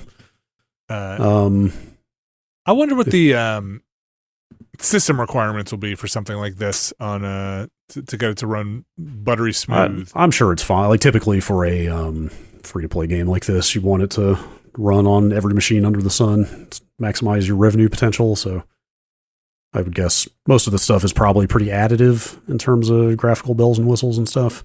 Is there anything that is running on Source 2 currently? Dota 2 is on Source 2. Okay. They rebased that quite some time ago, although I don't remember. I might have been out of the game by the time they did that. Is Half-Life Alyx a Source 2 thing? Probably. Is that around the right time? Yes, Half-Life Alyx. Actually, oh wow, they ported Dota in 2015 to Source 2. Oh, I think that was the first game, but they didn't even make a big deal out of that. Like, they barely even talked about it. Okay. Let's see. Like a lot of the tech demos they've done for their VR stuff, for Steam VR. Artifact was on Source. So, like, kind of all of the stuff they've done since 2015 is on Source 2, technically. But that Portal RTX is not Source 2. It's not rebuilt on anything, right? They just did that's using the RTX remix stuff from NVIDIA. Interesting. Yeah. So that's essentially the original engine wrapped in their modern translation layer and stuff. Yeah, it's weird to say, hey, I'm excited to play this, but like, I guess I'm excited to play a new Counter-Strike. Not that I haven't had the opportunity to be playing Counter-Strike for the last decade, and I just haven't been doing it, but... And this kind of came out during, GDC is going on. Yes. There a lot of stuff getting talked about. I definitely saw people on Twitter acting like Valve was counter-programming the Unreal Engine 5 presentation at GDC. I don't know if that's the case or not. I mean, certainly this is a showcase for Source 2. Right. But it's not like Valve is out there they're not running an engine licensing business the way that Epic is, so I'm not sure. But I do think there is a little bit of friendly rivalry going on there. I guess it's not a moneymaker for them, you know. Did you guys see any of while we're in here? That's kind of it for the CS2 stuff as far as I know. It's very early announcement. They're running what are they even calling it? It's like a limited test. They're basically opting certain CSGO players in based on some set of parameters, like how long they've played recently and stuff like that. I'm sure Steam hardware survey results might factor into that, possibly. Yeah. Maybe. No, they probably don't tie that data to usernames, if I had to guess. I hope. Yeah, this is neat. I wonder... I kind of wonder if there's like some time of day aspect to this new lighting model. Because they have these side-by-side comparisons on this page where you can just do the little drag this line back and forth. Yeah. To see both versions, and like all the new versions they have in here have just got this like really like high noon, like full bright lighting applied to them, which makes me wonder if if there actually will be some changes in lighting over time. That could be cool. Or it's like, hey, maybe I loaded into the dusk version of this map or the nighttime version of this map. Like the finals is doing that. Oh, right. Yes. We played the finals alpha a few months ago. Like they're doing that where the maps spawn you in at different times of day. I was just thinking again about that game. I want to get back more into that. I kind of enjoyed that. They've run a couple more alpha tests, or maybe they're in beta now. I don't know how close they are to release on that. It's fun with the very destructible. Yeah, that game's interesting for sure. This is cool. This is wild that they're doing a straight up Counter-Strike 2. Yeah, they're saying in their FAQ here, it says how long will the Counter-Strike 2 limited test last? And it says Counter-Strike 2 is expected to ship summer 2023. So whether that happens and it pops, I mean, that's not very far away. No. That is months That's away. the next season. Yeah, it's bummer that rumor wasn't right, that they're just launching it now. It would be so much crazier if they had just come out and said, hey, it's out. Go get it. Yeah. I mean, listen, in some form or another, it kind of is out if they're going to run an open test for it in, I don't know, the immediate future. We'll see how quickly that thing gets up off the ground. Yeah, are they? I think they've only announced that limited test, right? Sorry, I meant the limited test. I didn't mean open test. Okay. Yeah, but like if those drivers and executables probably need to be in there anyway, so it kind of is, for all intents and purposes, going. What I was going to say before is, aside from the CS2 stuff, you guys see anything else maybe jam in here from GDC tech stuff that is interesting? We kind of mentioned the Unreal Engine. That Ubisoft stuff that is out of GDC as well. And there's an Unreal tie-in there. So yeah, do you guys want to segue right into that then? Yeah, we could. I will just say that very briefly, some of the Unreal demos that are going around do look genuinely pretty damn impressive. Yeah, there's some cool stuff to talk about there, and in the context of that Ubisoft AI stuff. I need to check out those demos more. Brad, what's going on with Ubisoft aside from general Ubisoft tomfoolery? Ubisoft has debuted, or not debuted, but they've described. They gave a presentation at GDC on Ghostwriter, which is an AI-driven tool for generating dialogue that they were working on. Ubisoft at it again, just making the best possible decisions on how to announce and label stuff and how to communicate it. Aims to support our scriptwriters by generating the first draft of our NPC barks. Game bark. Phrases or sounds made by NPCs when players interact with the game world.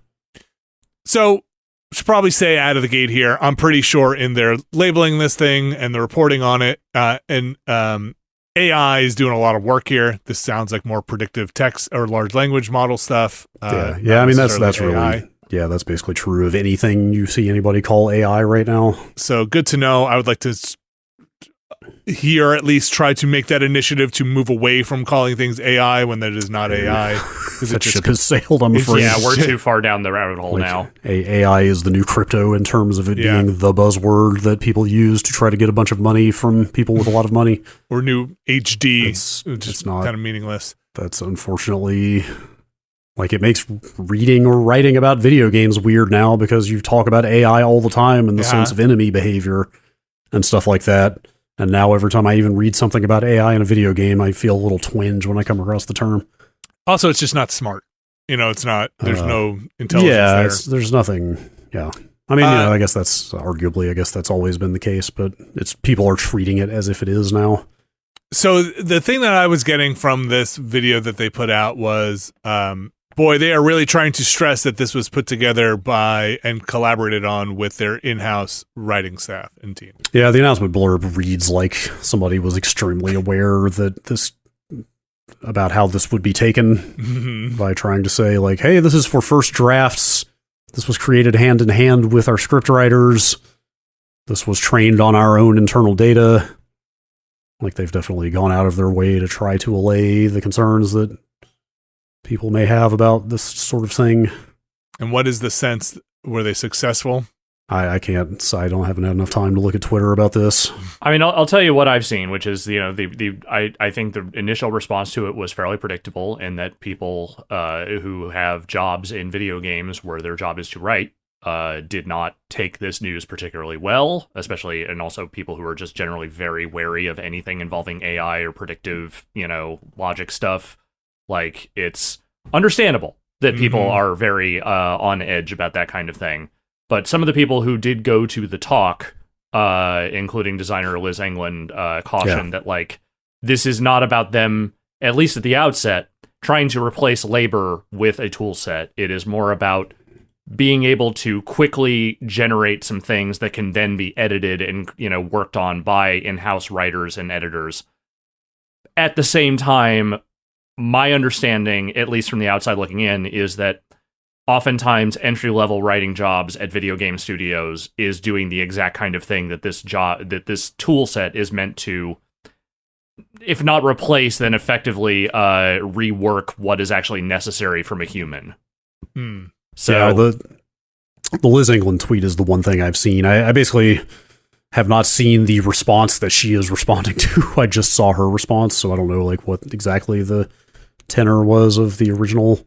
I mean, it's people saying, like, this shit is bad, we should not be doing it. And I understand 100% where that paranoia and that discomfort comes from, because I think in a lot of cases when you hear people talk about tools like this, they initially present it as like, oh, look at this cool, fun thing that we invented. And then a week later, they give an interview where it's like, yeah, we're going to use it to replace our entire labor force. They're not doing that here, or at least they're not saying that, but they haven't, there's still a week for them to give that interview where they do.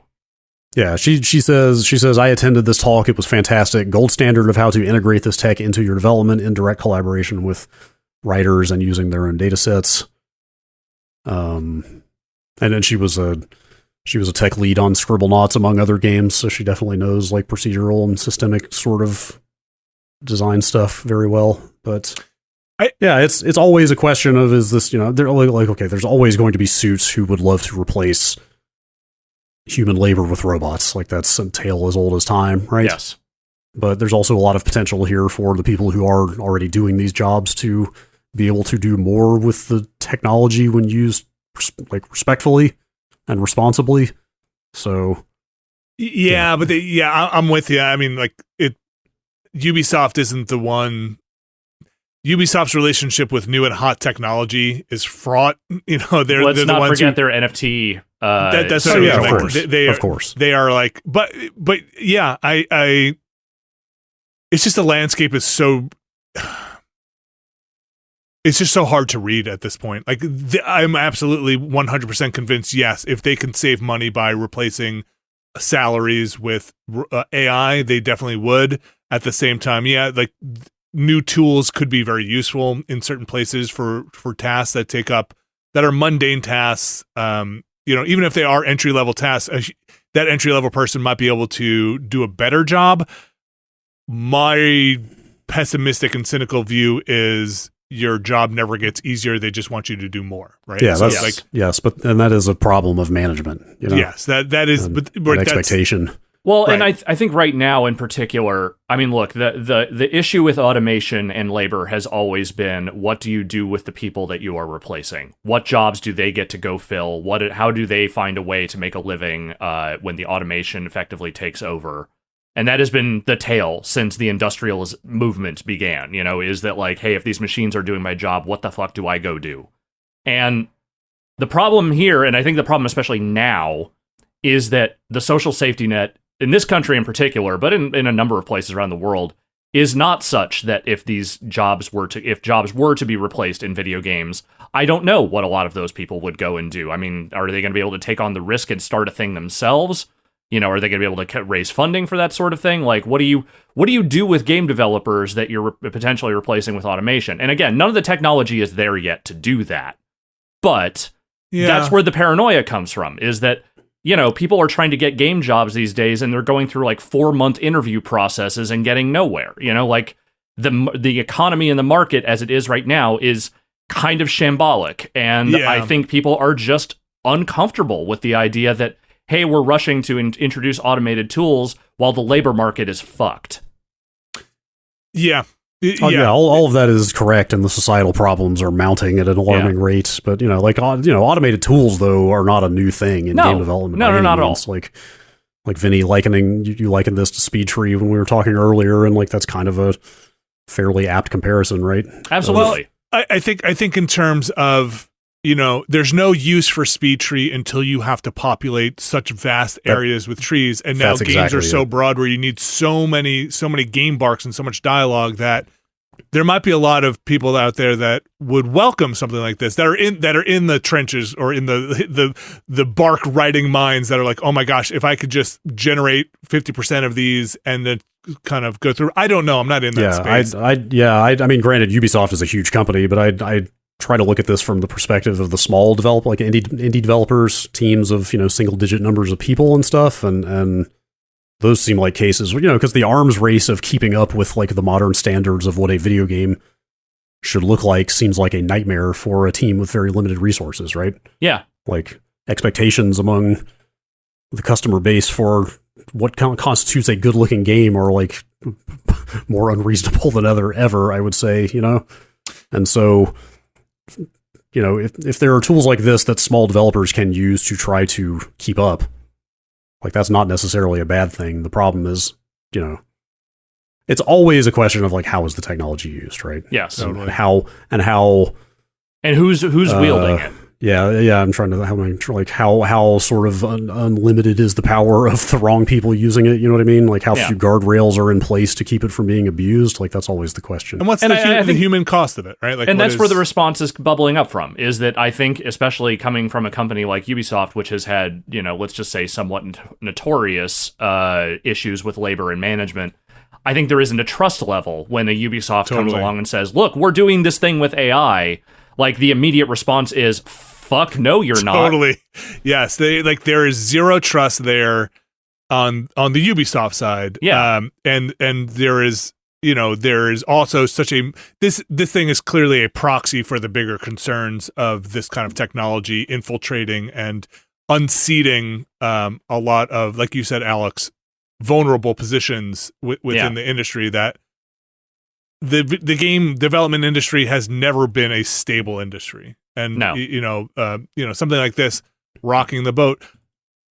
Is this particular thing going to be a thing that like sends video game development into some kind of like automated hell? I don't think so. But it's definitely Ubisoft again not reading the room. It is definitely Ubisoft being like, "Hey, we're coming out with trumpets and panda bears," and everybody's like, "Dude, just what are you talking about? Everybody's talking about we need to have some guidance on where this quote unquote AI fits into our work culture and stuff." And you're like, what if we just do a great announcement about how awesome this is? Now, granted, I did not watch the talk. It sounds like I saw a little bit of it, and if what I've gathered, look, if you're going to announce something like this is the place to do it, because these are the people you are trying to talk to. This is the room you are trying to read.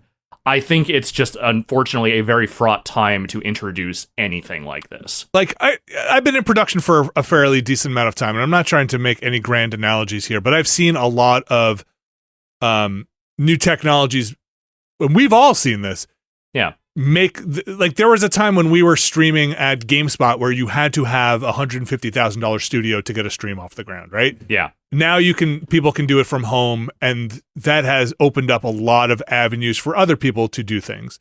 And it put a lot of people out of work in the production field. They don't need me to help set stuff up. They don't need that job of me. I can't charge You don't have to have a GameSpot Live team to do that stuff the way you used to. And you saw those people lose their jobs. Like that, that stuff happened. On the other side of that, you saw a lot of people do amazing things with that technology to not have to have a barrier to entry to get into streaming, right? So, I'm just talking about this because what I'm familiar with.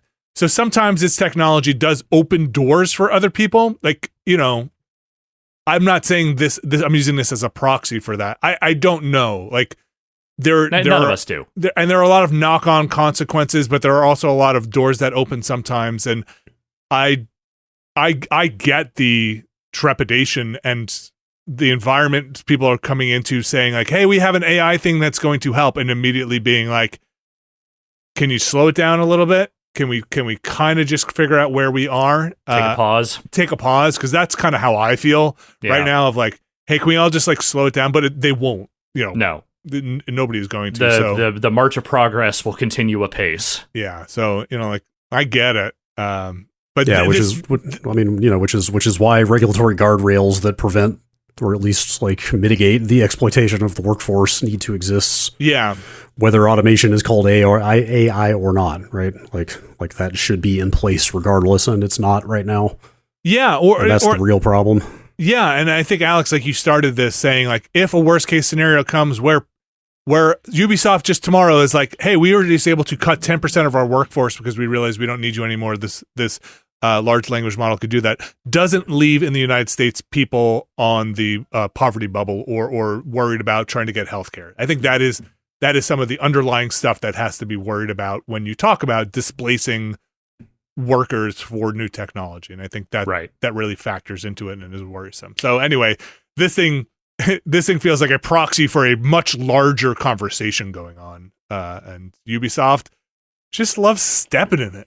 Yep. If you want to talk about reading the room, they would have been better off just not putting the term AI on this. Totally.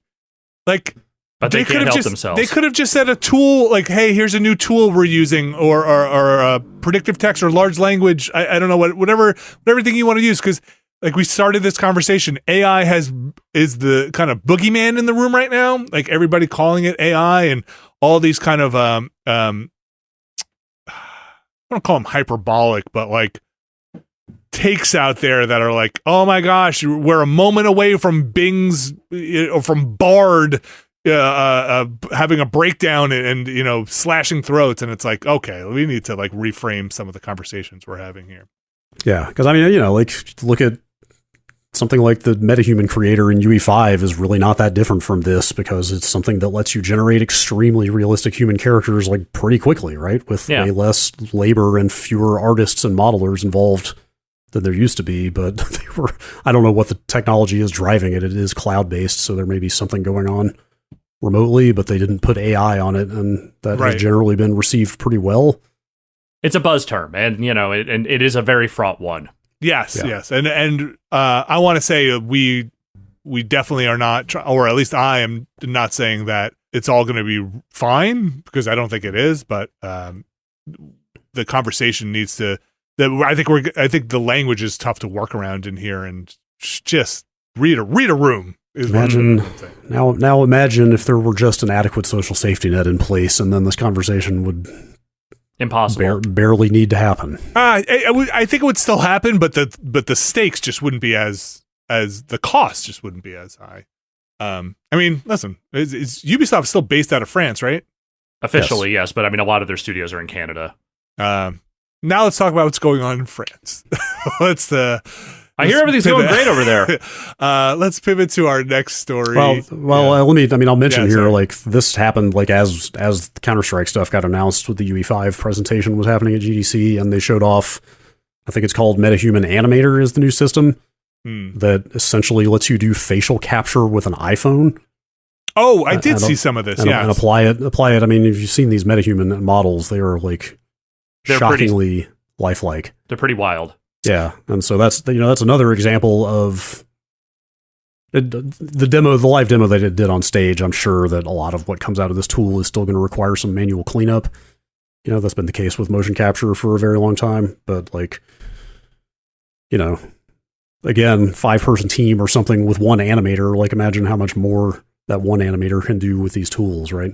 Like, there's kind of give and take with all of this stuff. The key is just to make sure it's not abused. Which the key is to make sure that the take is not out of whack. To be fair, the track record of preventing abuse in that context is pretty poor. Extremely. Yeah. Look, again, just from my own field of work here, and I would love to hear people who work in games. Like, I always want to hear their opinions on it because I have no idea how this stuff actually ripples through. But something like the TriCaster consolidated about 5 jobs that used to be in production, but Giant Bomb probably wouldn't exist if in its state, wouldn't have existed if that didn't happen. You know, like, I used to sit next to somebody who was running a Chiron doing stuff, and then slowly that was just happened to go inside of one box.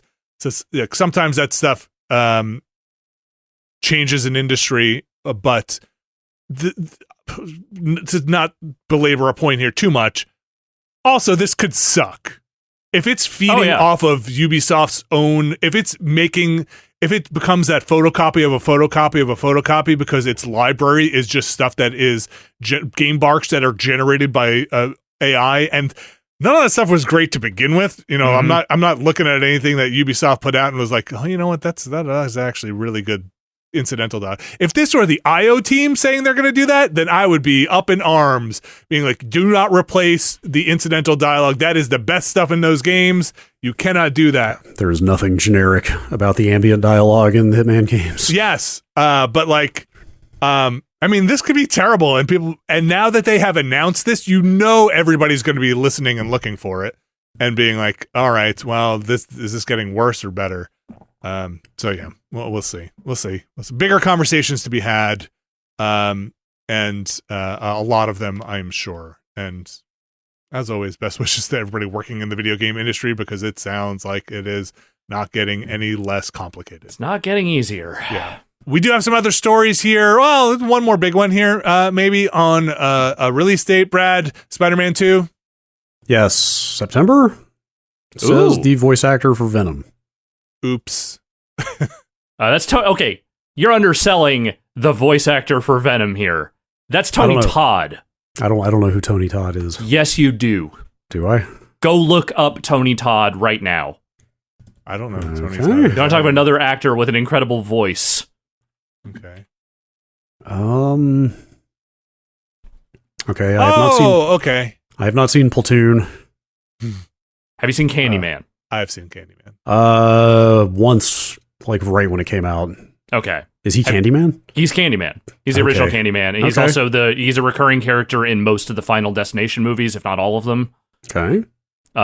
He's a character actor, mostly known for having a deeply sonorous voice, but a fine actor and like a guy I'm always happy to see in stuff. Have you seen the movie The Rock? Yes. Apparently he's Captain Darrow. He's the guy who says, I don't like soft ass shit. Very good. Very good. You were just setting me up for that, weren't you? Yeah. Apparently he's this captain. No, it doesn't matter that he's a captain. It matters that he's the guy who, when asked if he likes Elton John, says, I don't like soft ass shit. Fantastic. And then he's the Rocket Man. Says Venom. Yeah. Anyway, Tony Todd is probably Venom. He definitely is. He definitely is Venom. No, the news being September. Well, the release date. It's funny because he put this on social media and then he immediately walked it back and was like, hey, I don't know. This is just what I heard. Could be true. Hey, maybe I'm not even playing Venom. I don't know. Which, hey, good walk back, buddy. Good walk back. So it's definitely true. It's definitely true. I mean, I think it is. Did he say like they're going to do a whole media blitz and like stay tuned, open your ears, watch out there. There's going to be trailers coming. Oops. Hey, look, this information is. I mean, September's very close. Yeah, that information is going to be out there. The Video Games Chronicle said they have also heard independently that it was going to be out in September. Okay. Which is a little bit crazy because they haven't shown much of it yet. Well, the crazy thing to me is when they announced this game, I believe they said 2023 when they announced it, And I saw this news and I was like, what do you mean it's coming out in September? That's a 2023 game. Oh dear. This was announced like 2 years ago, and it feels like it's still 2 years ago. So they've got this and that Wolverine game, right? Yeah, that's at least 2 years away, I think. That's definitely I don't think they've given a date for that, have they? At all? I don't think so. I thought there was something that said something like 2025 or something with that game, but yeah, it was definitely like it's not coming soon. I don't know if that got a date. I don't think it did. Okay. I think the Spider-Man thing did. might have had that 2023 date. Yes. Yeah. Spider-Man ago, did. Yeah. Yes. Wolverine, I think, is open-ended for now. Yeah, look, I like those Spider-Man games. I like Miles Morales. I like Spider-Man. I think didn't he also kind of imply or flat out say that it kind of picks up right after? I mean, that's not a huge surprise, I guess, but that it does pick up right after those stories or after the Miles Morales story. I mean, I'm considering that the where that story essentially left off was now there are two Spider-Mans, and this game is about two Spider-Mans. That does make sense. Not a surprise that it's I think he said something like follow-up. It's going to follow some of the threads and characters, right? Okay. Cool. Let's look for Spider-Man. Yeah. Spider-Man. Those games are really well written. So, like, I'm looking forward to another one, even though I think the gameplay hopefully could stand some updates at this point. Let humans write. That's going to be my campaign. I was definitely more invested in what was going on in Miles Morales than I was in the first Spider-Man. I think the writing in that game is okay, and it definitely catches the tone of like the comics and what Peter Parker is, but I found some of the actual story beats in that thing a little lacking. But Miles Morales, I feel like they kind of, one, they had less, space to work with, but I feel like in that space, they were able to tell a pretty compelling story. I'm kind of with you. I think the Miles Morales stuff was more focused. Like kind of, but I do like the original Spider-Man. But yeah, it plays great. Like that first game plays great. I also think I just like Miles Morales as a character more than Peter Parker. I think their Peter Parker is pretty good. Yeah, it's just not. I think Miles like just feels like more of a person. I just like Into the Spider-Verse too, so there's that. Kind of on a Miles, but their Miles is distinct, and I think their Miles is still very good. That's Spider-Man 2. Look for it probably in September. Put it on. Play it between playing Starfield till September. Yes, Starfield. I fucking hope so.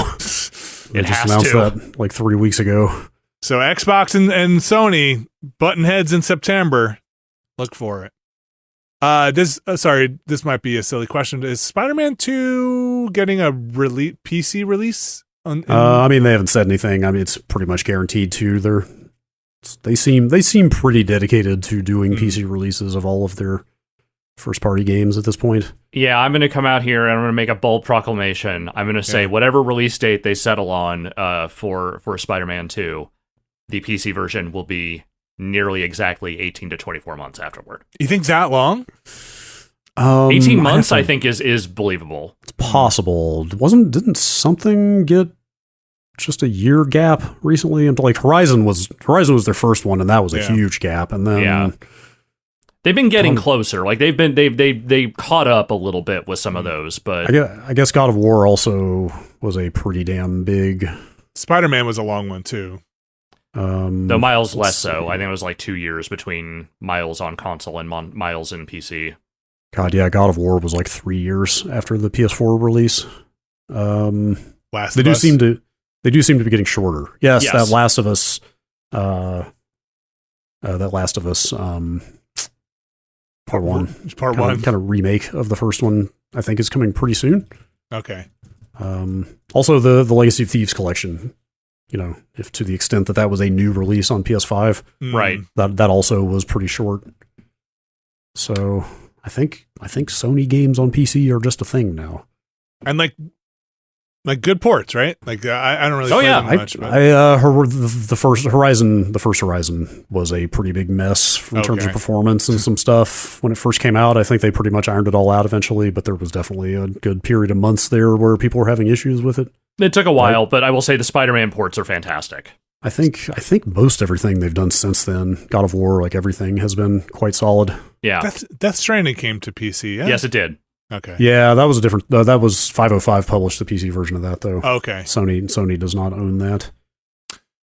All right, that's Spider-Man 2 coming at you. That's gonna do it for the news. GDC still going on?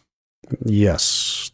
When is that over? Thursday? I don't know what the technical final day is. Definitely this week. Then PAX kicks up, doesn't it? Friday is the last day. Friday? Okay. Yeah, when is... God, it's not this PAX weekend, is is this it? weekend. Is it really? Yes. Did they do that again? Yes.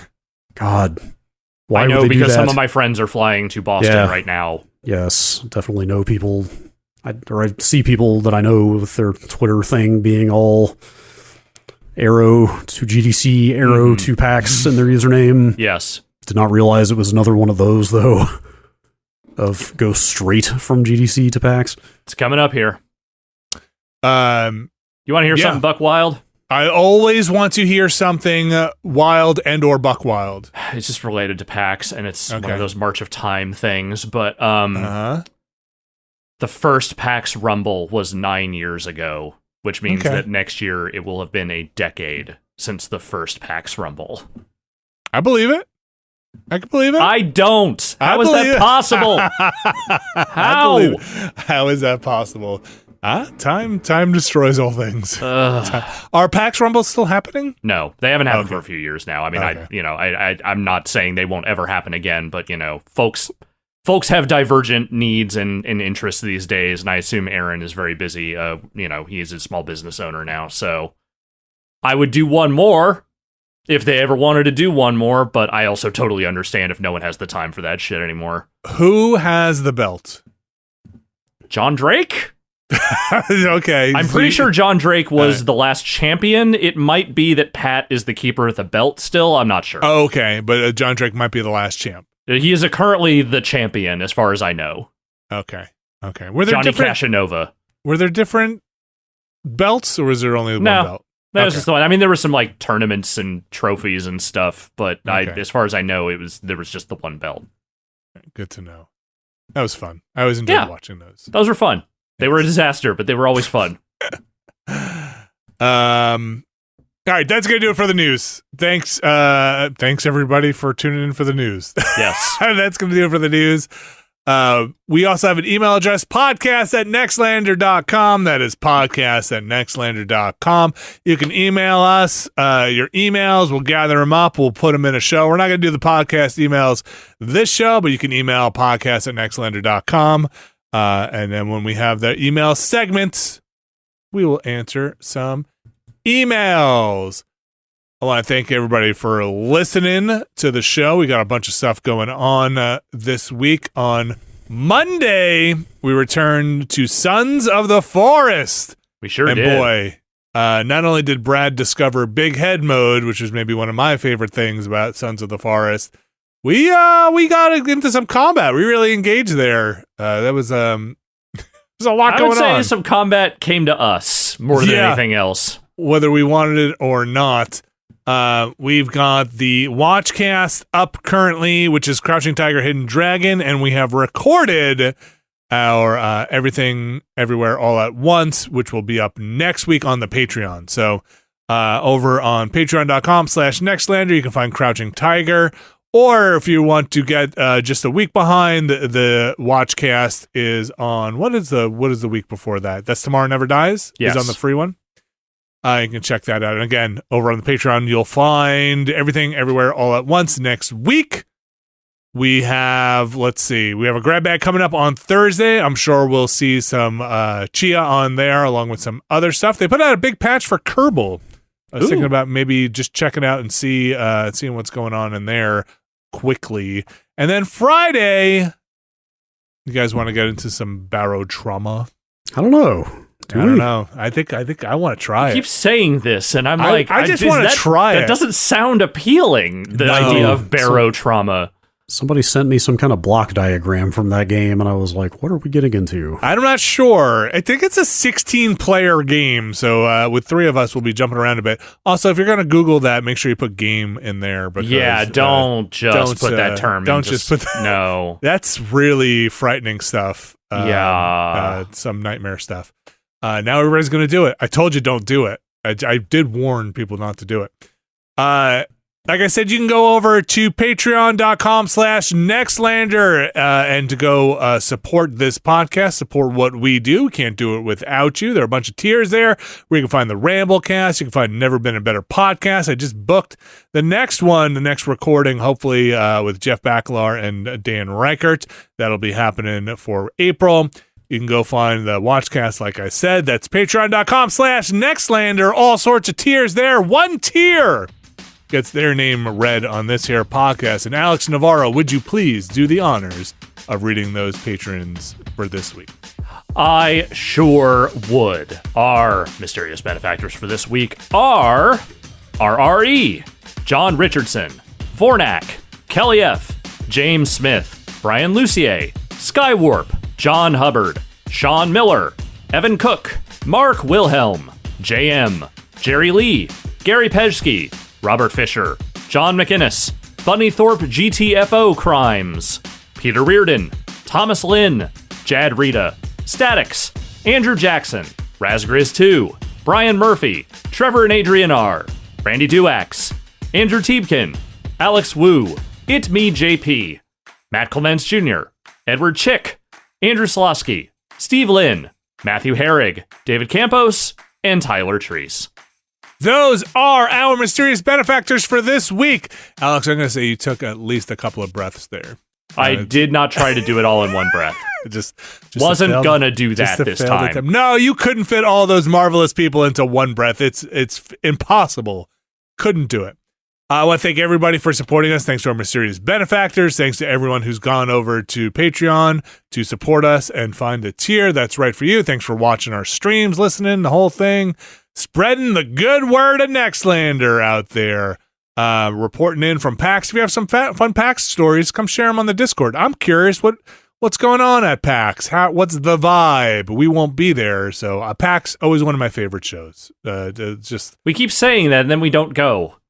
Well, I'm not sure I'm ready to travel to a PAX quite yet. For various reasons, but I did enjoy PAX as a show. I like the board game stuff they did. I like the vibe there. I like being able to actually talk to developers that are just at a booth. So I'm curious how it's going there. And maybe we'll be back. I don't know if I'm ready to do a panel. I don't know if I want to do a panel again. I'm definitely not ready to do a panel. I don't know if I'm ready to do a panel. I was never ready to do a panel. Speaking of panels, we are going to have a patron Q&A this week. The smaller panel. Yeah, nice intimate panel. You can go check that out. Yeah, it's like a panel where they can't see you, so it's not as nerve-wracking. That's right. It's over on the Discord. If you are on the Discord, come join us on Thursday. We can ask us a bunch of questions over there, and we'll have some answers. You can also drop those questions in to on the Discord. There is a Q&A channel there. You can leave a question for us. Join us on Thursday. That is going to do it for this week's show. Thank you very much, Brad Shoemaker. Thank you very much, Alex Navarro. We'll be back next week.